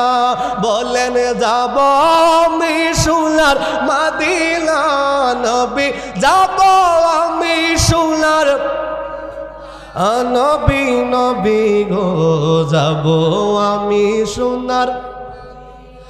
মনটাই আমার অনেক খুশি, নবীজিকে ভালোবাসি।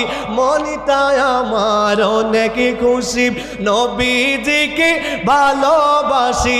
ভালোবেসে তৃপ্তি মিটে না রাসূল, ভালোবেসে তৃপ্তি মিটে না। নবী নবী গো যাব আমি সোনার, আবাজান আমার মনে জল্পনা কল্পনা নবী যাব আমি সোনার মদিনা। যাইতে চান কি চান না?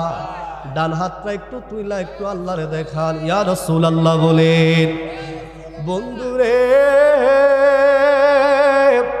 ওই হাবিবে আমানি বাড়ি থেকে নবীর সালাম দিলে আমার নবীর সালামের জবাব দিত। হাবিবে আমানি নবীর উপর রাতে দুরূদ পড়লে আমার নবীর জিয়ারত নসিব হয়ে যেত। কিন্তু মা যখন নিষেধ করলো, বাবা মক্কা যাওয়ায় না, পরের বছর যায়ও, হাবিবে আমানি নবীর প্রেমে বিভোর হইয়া মায়ের কথাটাকে ওভারটেক করে আবার তিনি মক্কার উদ্দেশ্যে রওনা দিলেন। কিন্তু আগে নামাজ পড়লে হৃদয়ে বড় শান্তি লাগতো, আগে সাজদা দিলে মনের মধ্যে তৃপ্তি আসতো। কিন্তু ওই দিন মসজিদে হারামের ভিতরে যাইয়া নামাজ পড়ে আগের মতো শান্তি লাগে না, মনের ভিতরে কেমন যেন অস্থিরতা কাজ করে। হাবিবে আমানি দৌড়াইয়া নবীজির রওজা মুবারকে গেলেন, আল্লাহর নবীর রওজা মুবারকে যায় সালাতু সালাম দিলেন। আজকে আমগো দেশে নতুন নতুন ফতোয়া দেয়, নবীর দাঁড়ায় সালাম দিলে বেদাতের ফতোয়া দেয়। কিন্তু আমার ডানে বামে অনেকে আপনারা যারা হজ করেছেন, উমরা করেছেন, বাজার আপনারা বলেন না বাবু সালাম দিয়া যখন আপনারা প্রবেশ করেন তখন কি মানুষগুলো দাঁড়ায় থাকে না বৈশা থাকে? বাবু সালাম দিয়া ঢুকলে দাঁড়ান অবস্থায় আপনারা চলার অবস্থায় হাঁটতে হাঁটতে আমার নবীর সালাম দিয়া যাওয়া হয়। কথা কোন ঠিক কি না? ও মৌলবী, তুমি নবীর সালাম দিতে গেলে দাঁড়ায় তোমার কষ্ট হয়, কিন্তু তুমি কি কোরআন হাদিস পড়ো না? হাদিসের কিতাব খুলো। আল্লাহর নবী দুনিয়ার জমিন থেকে পর্দা করলেন, আমার তোমার জন্য জানাজার নামাজ হয়, আমার তোমার জন্য জানাজায় দোয়া করা হয়। আমার নবীর কোনো গুনাহ নাই, আমার নবীর জানাজা তোমার আমার মতো হয় নাই। আমার নবীর জিসিম মুবারকটা মাওলা আলী নিজের হাতে গোসল করাইয়া আমার নবীকে কাফন পরাইয়া খাটের মধ্যে রাইখা দিলেন। সাহাবা সাহাবায়ে কেরাম আমার নবীর চতুর্দিকে ঘুরে আর দুরূদ সালামের হাদিয়া দেয়। আবু বকর সিদ্দিক বলে আমি দেখি আমার নবীর ঠোঁট মোবারক গুলো নড়ে, আমার নবীর জানাজা তো আমাদের মতো হয় নাই। এবার মৌলবী ফতোয়া দিবে নবীর সামনে যায় সালাম দেওয়া জায়েজ, তাইলে এবার আমি তোমারে আল্লাহর কোরআন থেকে বলি, আমার আল্লাহ রাব্বুল আলামিন বলে কি বলে জানেননি? মৌলবীরা ফতোয়া দেয় আমার নবী নাকি দূরে, কিন্তু আমার আল্লাহ রাব্বুল আলামিন কত চমৎকার ভাবে জানিয়ে দেয়, আন্নাবিয়্যু আউলা বিল মুমিনিনা মিন আনফুসিহিম। আল্লাহ কই ও ঈমানদারের দলেরা, আমি আল্লাহ তোমাদেরকে জানিয়ে দিচ্ছি আমার নবী হচ্ছেন তোদের জানের চাইতে আরো কাছে, আরো কাছে। জুড়ে কি সুবহানাল্লাহ বলবেন না? আমার আল্লাহ কই নবী ঈমানদারের জানের চাইতে কাছে। তাইলে যারা নবীরে দূরে মনে করে আল্লাহর কোরআন কয় তারা ঈমানদার না, আর নবীরে যারা কাছে মনে করে আল্লাহর কোরআন কয় তারা ঈমানদার। এই জন্য সুন্নিরা দাঁড়ায়া নবীরে সালাম দেয়, কারণ নবী আমার জানের চাইতে আরো কাছে। কথা কোন ঠিক কিনা? এই জন্যই তো আমরা মাঝে মাঝে একটা কালাম বলি, আমি হৃদয় থেকে নবীজিকে ভালোবেসেছি, আমি হৃদয় থেকে নবীজিকে। বাজান রাগ করছেন মনে হয় আমার সাথে, তো একটু বলেন না। আমার মনের ঘরে নবীর নূরের আলো জ্বেলেছি, আমার মনের ঘরে নবীর নূরের আলো জ্বেলেছি, আমি হৃদয় থেকে নবীজিকে ভালোবেসেছি, আমি হৃদয় থেকে নবীজিকে। দয়ালে নবীর প্রেম ছাড়া মুমিন হতে চাই যারা, দয়ালে নবীর প্রেম ছাড়া মুমিন হতে চাই যারা, মুনাফিকের দলে তাদের নাম লিখেছি, আমি মুনাফিকের দলে তাদের নাম লিখেছি, আমি হৃদয় থেকে নবীজিকে। এ বলেন হৃদয় থেকে নবীজিকে। তাইলে নবী ইমানদারের জানের চাইতে কাছে, এই কথা কে বলছেন? জোরে কয় না রে, কে বলছে? আল্লাহ বলছেন। এবার একটু সামনের দিকে যায়, হাবিবে আমার নবীর সালাম দেয়, কিন্তু অন্যদিন সালাম দিলে সালামের জবাব চলে আসতো, এখন সালামের জবাব আসে না। হাবিবে আমার রওজা মুবারকের পাশে দাঁড়াইয়া চোখের পানিগুলো জোর জোর করে ফেলে দিয়া কান্দে, ডাক দিয়া কই নবী গো,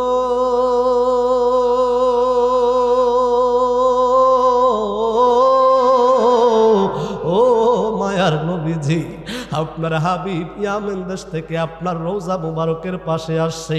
আপনি নবী তো ঘোষণা দিলেন, মান যারা কবরিহি ওয়াজাবাত লাহু শাফাআতিহি, যেই ব্যক্তি আপনি নূরের নবীর রওজা মুবারক ঈমানের সাথে যেই ব্যক্তি জিয়ারত করবে, আপনি নূরের নবী তার শাফাআত করা ওয়াজিব হয়ে যাবে। ইয়া রাসূলুল্লাহ, আমি হাবিব আপনার ইয়ামেন থেকে সালাম দিলে আপনার দিদার পাইতাম, আমি হাবিব সালাম দিলাম আপনি নূরের নবীরে আমি দেখতে পাইতাম গো নবী। আজকে মক্কায় আসলাম, মদিনায় আসলাম, আপনি নবীর এত সালাম দিলাম, আপনি কেন আমার দিদার দেন না? ইয়া রাসূলুল্লাহ, নবী গো, ও মায়ার নবীজি, কেন আমি আপনার দিদার পাই না গো নবী?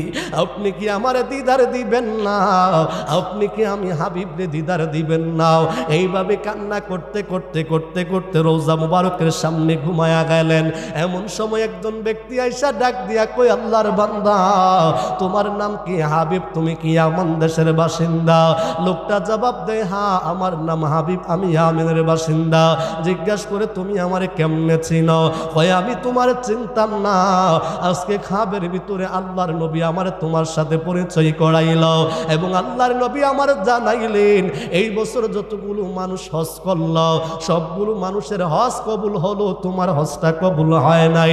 শুধুমাত্র তাই না রে হাবিব, তুমি যদি কান্না করতে করতে জায়গায় মারাও যাও, আমার নবী তোমার উপর রাগ করে আছেন, আমার নবী তোমার দিদার দিবেন না। হাবিবে আমাদের কান্না আরো বেড়ে গেল, ডাক দিয়া কই, কেন রে? কেন রে? আমি কি অন্যায় করলাম নবীর দরবারে? কেন আমার নবী আমার দিদার দিবে না? কেন আমার আল্লাহ আমার হজটা কবুল করলো না? এবার ডাক দিয়া কয়, হাবিব আমি শুনেছি তুমি নাকি তোমার মায়ের কথা অমান্য করে হজ করার জন্য আসছো। তুমি কি আমার নবীর হাদিসটা পড়ো নাই? রিদাল রাব্বি ফি রিদাল ওয়ালিদাইন ওয়া সাখাতু রাব্বি ফি সাখাতিল ওয়ালিদাইন। হাবিবি আমানি রে, আল্লাহর কসম করে বলি, তুমি যদি এই আযাব থেকে যদি মাপ পাইতে চাও, তুমি যদি আমার নবীর সন্তুষ্টি অর্জন করতে চাও, আর দেরি কইরো না, তাড়াতাড়ি তোমার মায়ের কাছে চলে যাও। হাবিবি আমানি আর একটা মুহূর্ত দেরি করে না, দৌড়াইতে দৌড়াইতে বাড়ির দিকে রওনা দিয়া দিলেন। ইয়ামেন শহরে যখন ঢুকলো গো, বাড়ির কাছাকাছি রাস্তার মধ্যে যখন আসছে, এলাকার যুবকরা তারে দুই হাত দিয়া বাধা দেয়, হাবিব কোথায় যাইবা? কয় আমি আমার বাড়িতে যাইব।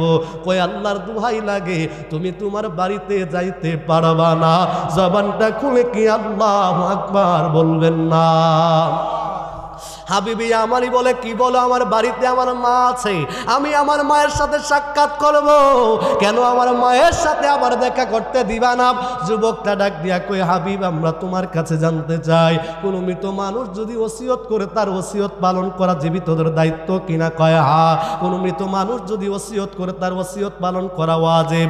এবার যুবক দুইটা ডাক দিয়া কয়, হাবিব তুমি যেদিন হজ করার জন্য রওনা হয়ে গেলা, এর পরের দিন তোমার মা তোমার তালাশ করলো। তোমার মা তোমার তালাশ করে পাই নাই। তোমার মা অসুস্থ হইয়া বিছানার মধ্যে পড়ে রইল।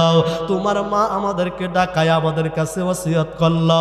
তোমার মা বলে দিলেন, তুমি হাবিব যেন কোনোদিন তোমার মায়ের কবরের পাশে না যাও, এবং তোমার মা বলে দিলেন তুমি যেন তোমার মায়ের ঘরের ভিতরে প্রবেশ করতে না পারো।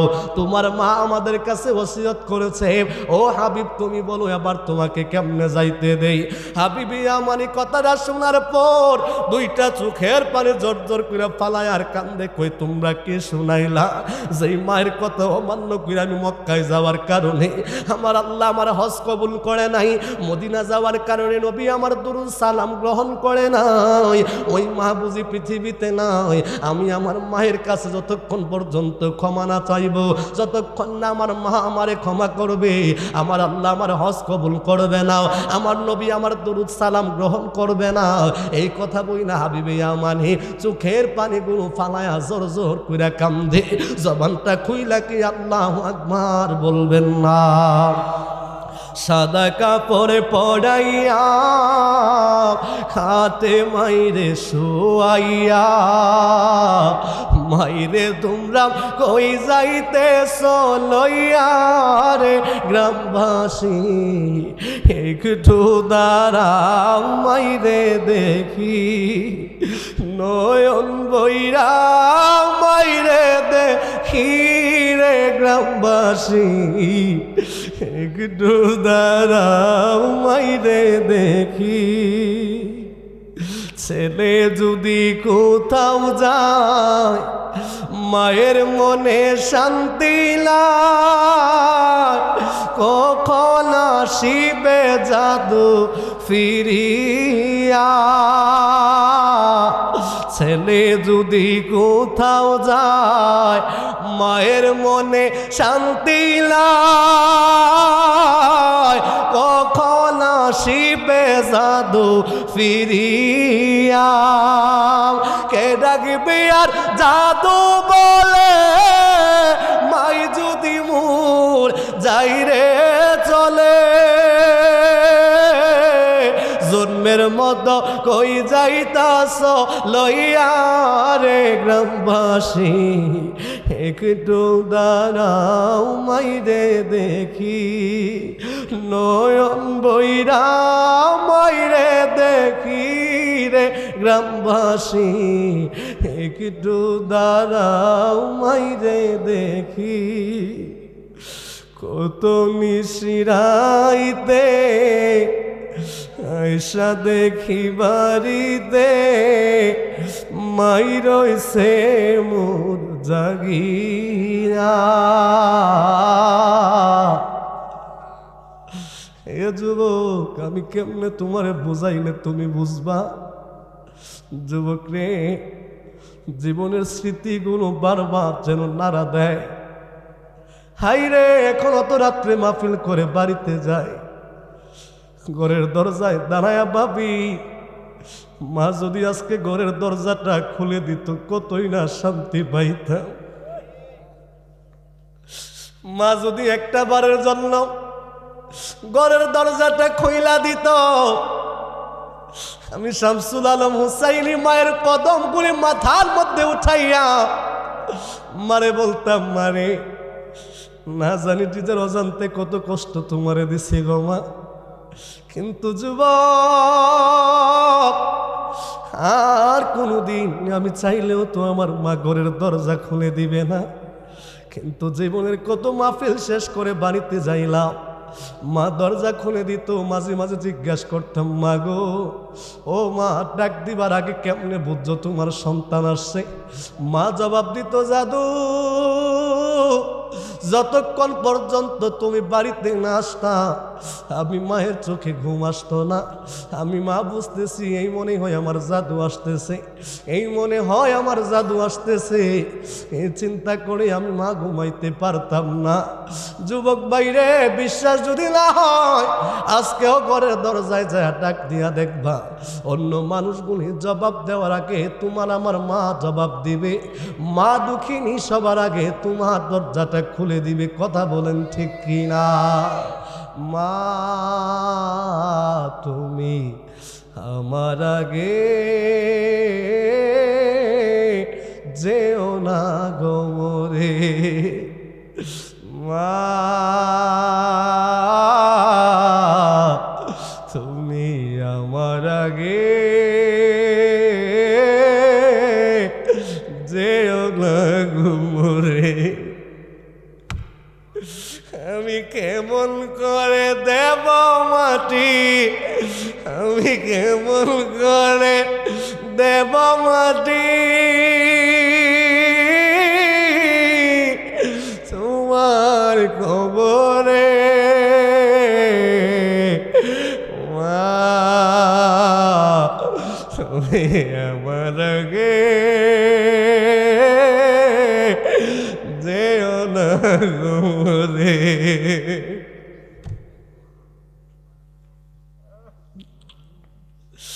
মাগো তোমার মতো লই না কেহ,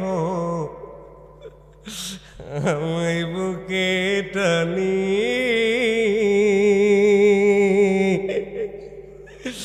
আঁচল দিয়া মুজে লাগে আমার যুগে মানে রে মা জননী আমার, রে মা জননী।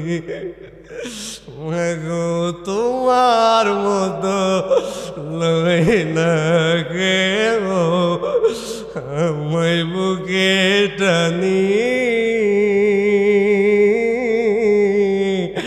আঁচল দিয়া মুছে লাগে আমার চোখের পানি। হায়রে মা জননী আমার, হায়রে মা জননী, চইলা গেলা দূর জানাই আমায় নিলা না, তোমার ছেলে কান্দে মাগো ফিরে দেখো না, তুমি যে নাই এই ভবেতে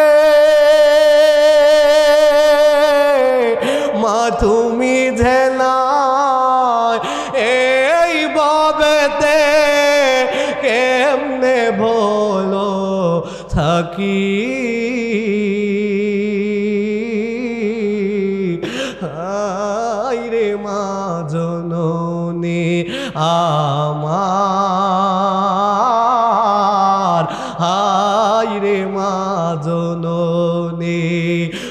হো তোমার মতো লয় না কে হো আমায় বুকে টানি আঁচল দিয়া মুছে না কে আমার চোখের পানি হায় রে মা জননী আমার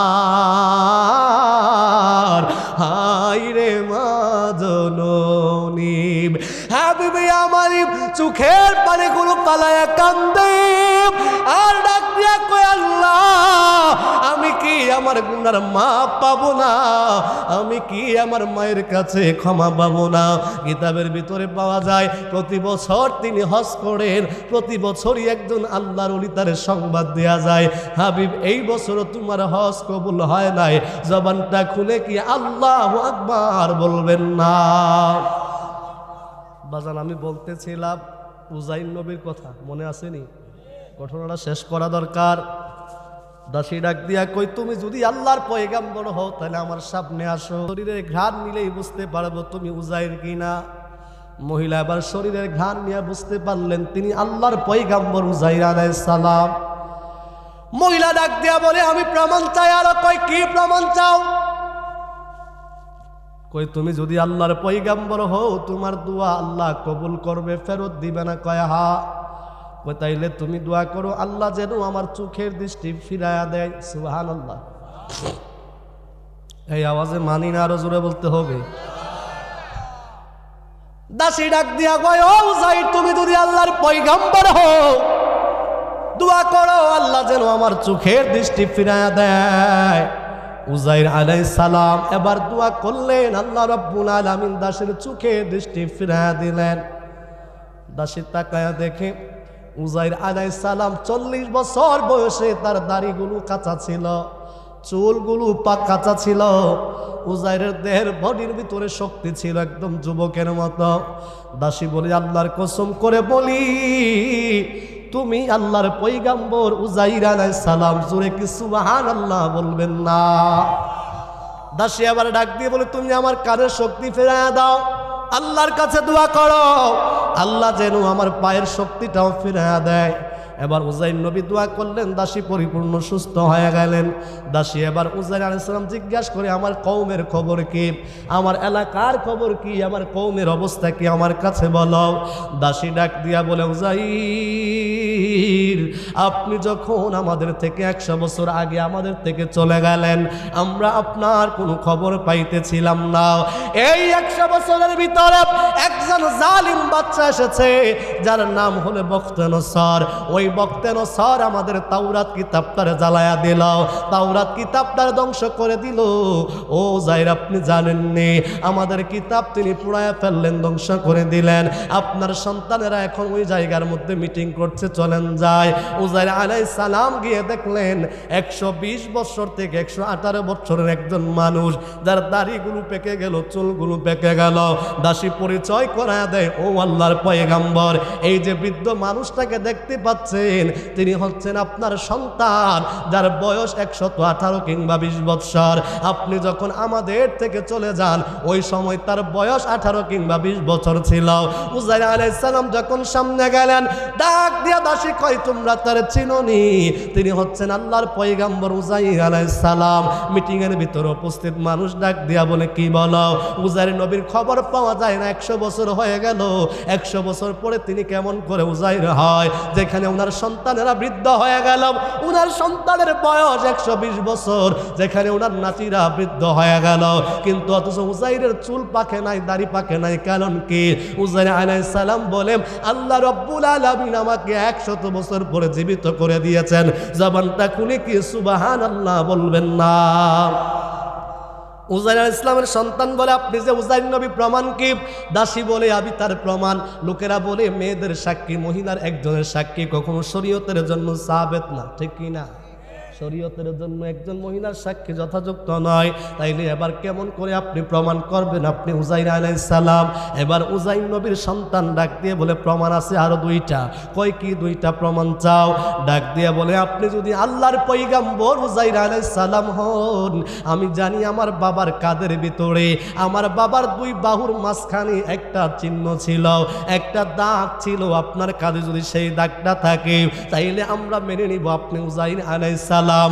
আল্লাহর পয়গম্বর উজাইর আলাইহিস সালাম এবার নিজের পিঠের মধ্য থেকে যখন জুব্বাটা উঠায়া দিলেন, সন্তান তাকায়া দেখে তার মধ্যে সেই দাগটা দেখা যায়। কিন্তু অন্যান্য সর্দার মাতবর যারা আছে তারা ডাক দিয়া কয়া তারপরেও আমরা বিশ্বাস করি না। কয় কেমনি আপনারা বিশ্বাস করবেন বলেন? একজন মুরব্বী ডাক দিয়া কই, উজাইর, আমরা জানি যেই ব্যক্তি উজাইর আলাইহিস সালাম ওনার ভিতরে তাওরাত কিতাবটা মুখস্থ ছিল। আল্লাহু আকবার কি জোরে কইতেন না? আরে তাওরাত কিতাব কত বড় কিতাব, ছোট কোনো কিতাব না, যেই কিতাবদার নেওয়ার জন্য উটের প্রয়োজন হতো। লোকে ডাক দিয়া কয়, উজাইর, ওই যে বক্তা নসর আমাদের তাওরাত কিতাবটা জ্বালায়া দিছে। আমরা জানি উজাইর আলাইহিস সালামের ভিতরে তাওরাত কিতাব মুখস্থ ছিল। আপনি যদি সত্যিকারী আল্লাহর ওলি, আল্লাহর নবী উজাইর হয়ে থাকেন তাইলে আপনি আমাদেরকে তাওরাত কিতাব লিখে দিবেন। আরেকজন ব্যক্তি ডাক দিয়া বলেন, আমরা এও জানি উজাইর আলাইহিস সালামের আব্বা জান একটা তাওরাত কিতাবকে একটা গোপন জায়গার মধ্যে সংরক্ষণ করে রাখলেন, যেই গোপন জায়গার কথা দুনিয়ার কোনো মানুষ জানে না একমাত্র উজাইর আলাইহিস সালাম ছাড়াও। আপনি যদি ওই তাওরাত কিতাবটারে বের করে দিতে পারেন আর যদি মুখস্থ তাওরাত কিতাব আমাদেরকে শোনাইতে পারেন তাইলে আমরা মেনে নিব, আমরা বিশ্বাস করব আপনি আল্লাহর পয়গম্বর উজাইর আলাইহিস সালাম। জবানটা খুলে কি আল্লাহু আকবার বলবেন না? বিপদ বাড়ছে না কমছে? নারে তাকবীর, আল্লাহু আকবার, নারে সালাত, নারে তাকবীর, আল্লাহু আকবার, নারে সালাত। ইয়া রাসূলুল্লাহ, প্রধান অতিথির আগমন, শুভেচ্ছার স্বাগত। প্রধান অতিথির আগমন, কান্দি গ্রামের পক্ষ থেকে, লাল গোলাপ শুভেচ্ছা। কান্দি গ্রামের পক্ষ থেকে প্রধান অতিথির আগমন। নারে তাকবীর, নারে রিসালাত, নারে গাউসিয়া। প্রধান অতিথির আগমন, হযরত মাওলানা আরিফুল ইসলাম কারি সাহেবের আগমন। সকলে বলি মারহাবা, আরো জবান খুলে বলি মারহাবা। আজকের মাহফিলের যিনি প্রধান অতিথি হযরত মাওলানা আরিফুল ইসলাম তাহিরি মাদ্রাসাতুল আলী আমাদের মঞ্চে তশরিফ এনেছেন। সকলে জবান খুলে বলি মারহাবা। রহমতে আলম নবী নূরে মুজাসাম, বলো রহমতে আলম নবী নূরে মুজাসাম। সাহাবীরা আতরে বানাই ওই নবীজির গাম। বাজান আপনারা কি রাগ করছেন মনে হয়? বাজান শেষ করে দিব। তাইলে উজাইর আলাইহিস সালাম বিপদে আরো পড়ে গেলেন, কথা বলেন ঠিক না? যাই হোক, আমি আর সামনে আলোচনা নিব না, কারণ আমার একটা ডিকশনারিতে একটা কাজ আছে। সেটা কি, পরবর্তী বক্তা চলে আসছে, আলোচনা যেইখানে এখানেই ফুল স্টপ। সুতরাং আর সামনে নিচ্ছি না। যদি আল্লাহ আবার কখনো সুযোগ হয় ইনশাল্লাহ আপনাদের সামনে আসার সুযোগ হয়, আলোচনা করব।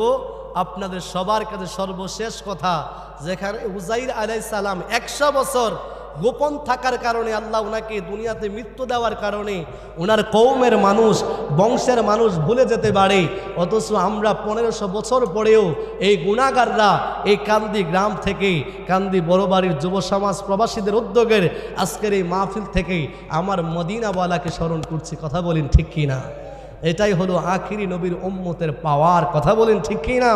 এটাই হলো আমার নবী মুস্তাফা রাহমাতুল্লিল আলামিনের মুজিজা। কথা বলেন ঠিক কিনা? কিয়ামত পর্যন্ত আমার নবীর শান, আমার নবীর স্মরণ থাকবে। কথা বলেন ঠিক কিনা? আরে আমার নবী তো অনেক উপরের কথা, অনেক ঊর্ধ্বের কথা।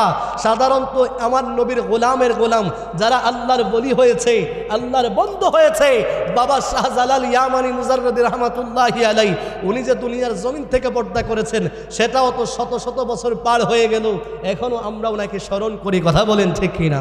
হুজুর গাউসে পাককে এখনো স্মরণ করা হয়। এতে বোঝা গেল আখিরি নবীর উম্মতের পাওয়ারও আমার আল্লাহ বন্ধ নবীর উম্মতের চাইতে 1000 কোটি গুণ বাড়িয়ে দিয়েছেন। কথা বলেন ঠিক কিনা? সুতরাং সেই শ্রেষ্ঠ নবীর শ্রেষ্ঠ উম্মত হতে পেরেছি। আল্লাহ যেন আমাদের কাজে কর্মের মাধ্যমে শ্রেষ্ঠত্ব প্রমাণ করার তৌফিক দান করে। এই বলে আমি শামসুল আলম হুসাইনি আজকের মতো আপনাদের থেকে বিদায় আরজ করছি। আসসালামু আলাইকুম ওয়া রাহমাতুল্লাহি তাআলা ওয়া বারাকাতুহু। মুখতাসার দোয়া করি, আল্লাহুম্মা আমিন।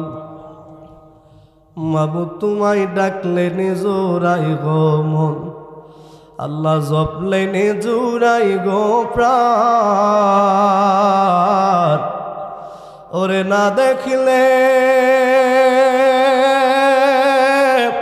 দুই নয়নে নয়নে রে আল্লাহ, করো আল্লাহ জালোই তোমার মনে।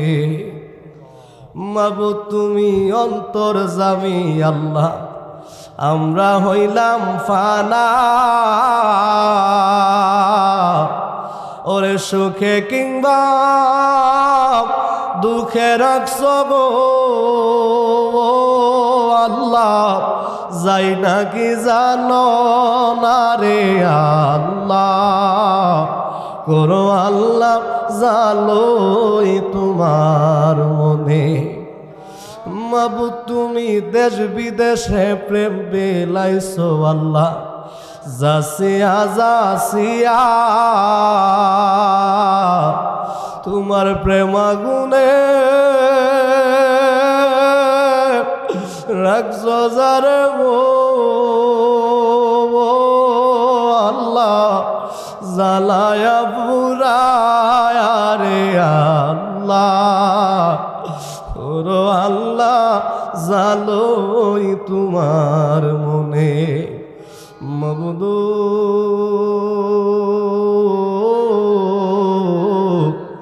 আল্লাহ মায়ার নজর কইরা তাকায় দেখেন, পবিত্র মাহে শাবানের চাঁদে 11 শরীফের রজনী গো আল্লাহ।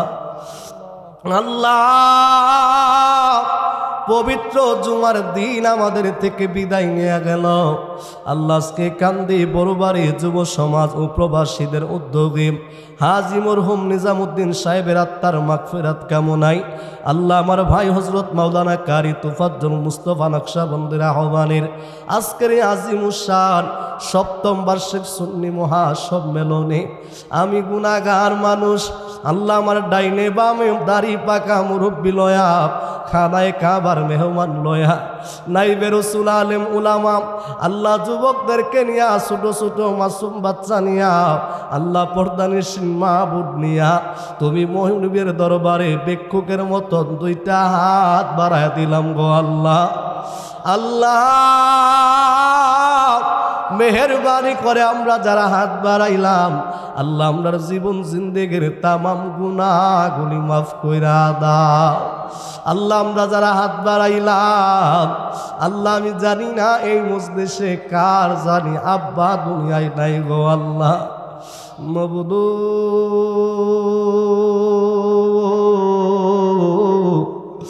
আমি জানি না কে জানি আমার মতন মা হারা হয়ে হাত বাড়াইছে গো আল্লাহ। আল্লাহ এমন কোন সন্তান জানি গো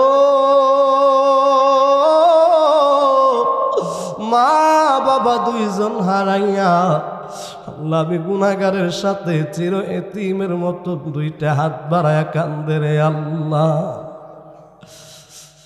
আমি আর কারে ডাকিব মাগো মা বলিয়া, মাঝে আমার জয় লাগেছে দিব না, আমি কারে ডাকিব, আমি কারে ডাকিব ও বাবা বাবা বলিয়া, বাবা আমার চই লাগেছে জনমের লাগিয়া আমি কারে রাখিব আল্লাহ গো কত আদর করেছে মাই আমায় বুকে কুলে নিয়া ওরে 3.5 হাত মাটির গরিব 3.5 হাত মাটির ঘরে কবরি দিলাম কুইরা আমি কারে রাখিব আল্লাহ আমরার মা বাবা যারা কবরে ওই মা বাবার কবর গুলি জান্নাতের বাগান বানায়া দাও আল্লাহ এই কান্দির আশেপাশের এলাকার গোরস্থানে যত নারী পুরুষ রায় পরিমাণ ইমান নিয়ে শাহিদ আল্লাহ তাদের কবরে কবরে আজকের হাতিয়া কবুল আর মঞ্জুর করে নাও আল্লাহ বড়বাড়ির যুব সমাজ প্রবাসীরা আজকের এই মাহফিলটাকে সাজাইলাম আল্লাহ তাদের দান এবং খেদমত আপনি কবুল আর মঞ্জুর করে নেন আল্লাহ আমি যা বলতে পারলাম যা বলার বাকি প্রত্যেকের হাজতগুলি পূরণ করেন আল্লাহ আমার ভাই হযরত মাওলানা কারি তুফাজ্জল মুস্তাফা নকশবন্দি আল্লাহ তুমি তাকে দিনের দায়ী হিসাবে কবুল আর মঞ্জুর করো আল্লাহ হক্কানি রব্বানি আলিম হিসাবে তারে কবুল আর মঞ্জুর করে নাও وصلى الله تعالى على آخر خلق محمد وآله والصحابة أجمعين মৌত নিদানের কালি আমাদের জবানে এবং কলবে জারি করে দিন ঈমানি মধুর কালিমা লা ইলাহা ইল্লাল্লাহু মুহাম্মাদুর রাসূলুল্লাহ সাল্লাল্লাহু আলাইহি ওয়াসাল্লাম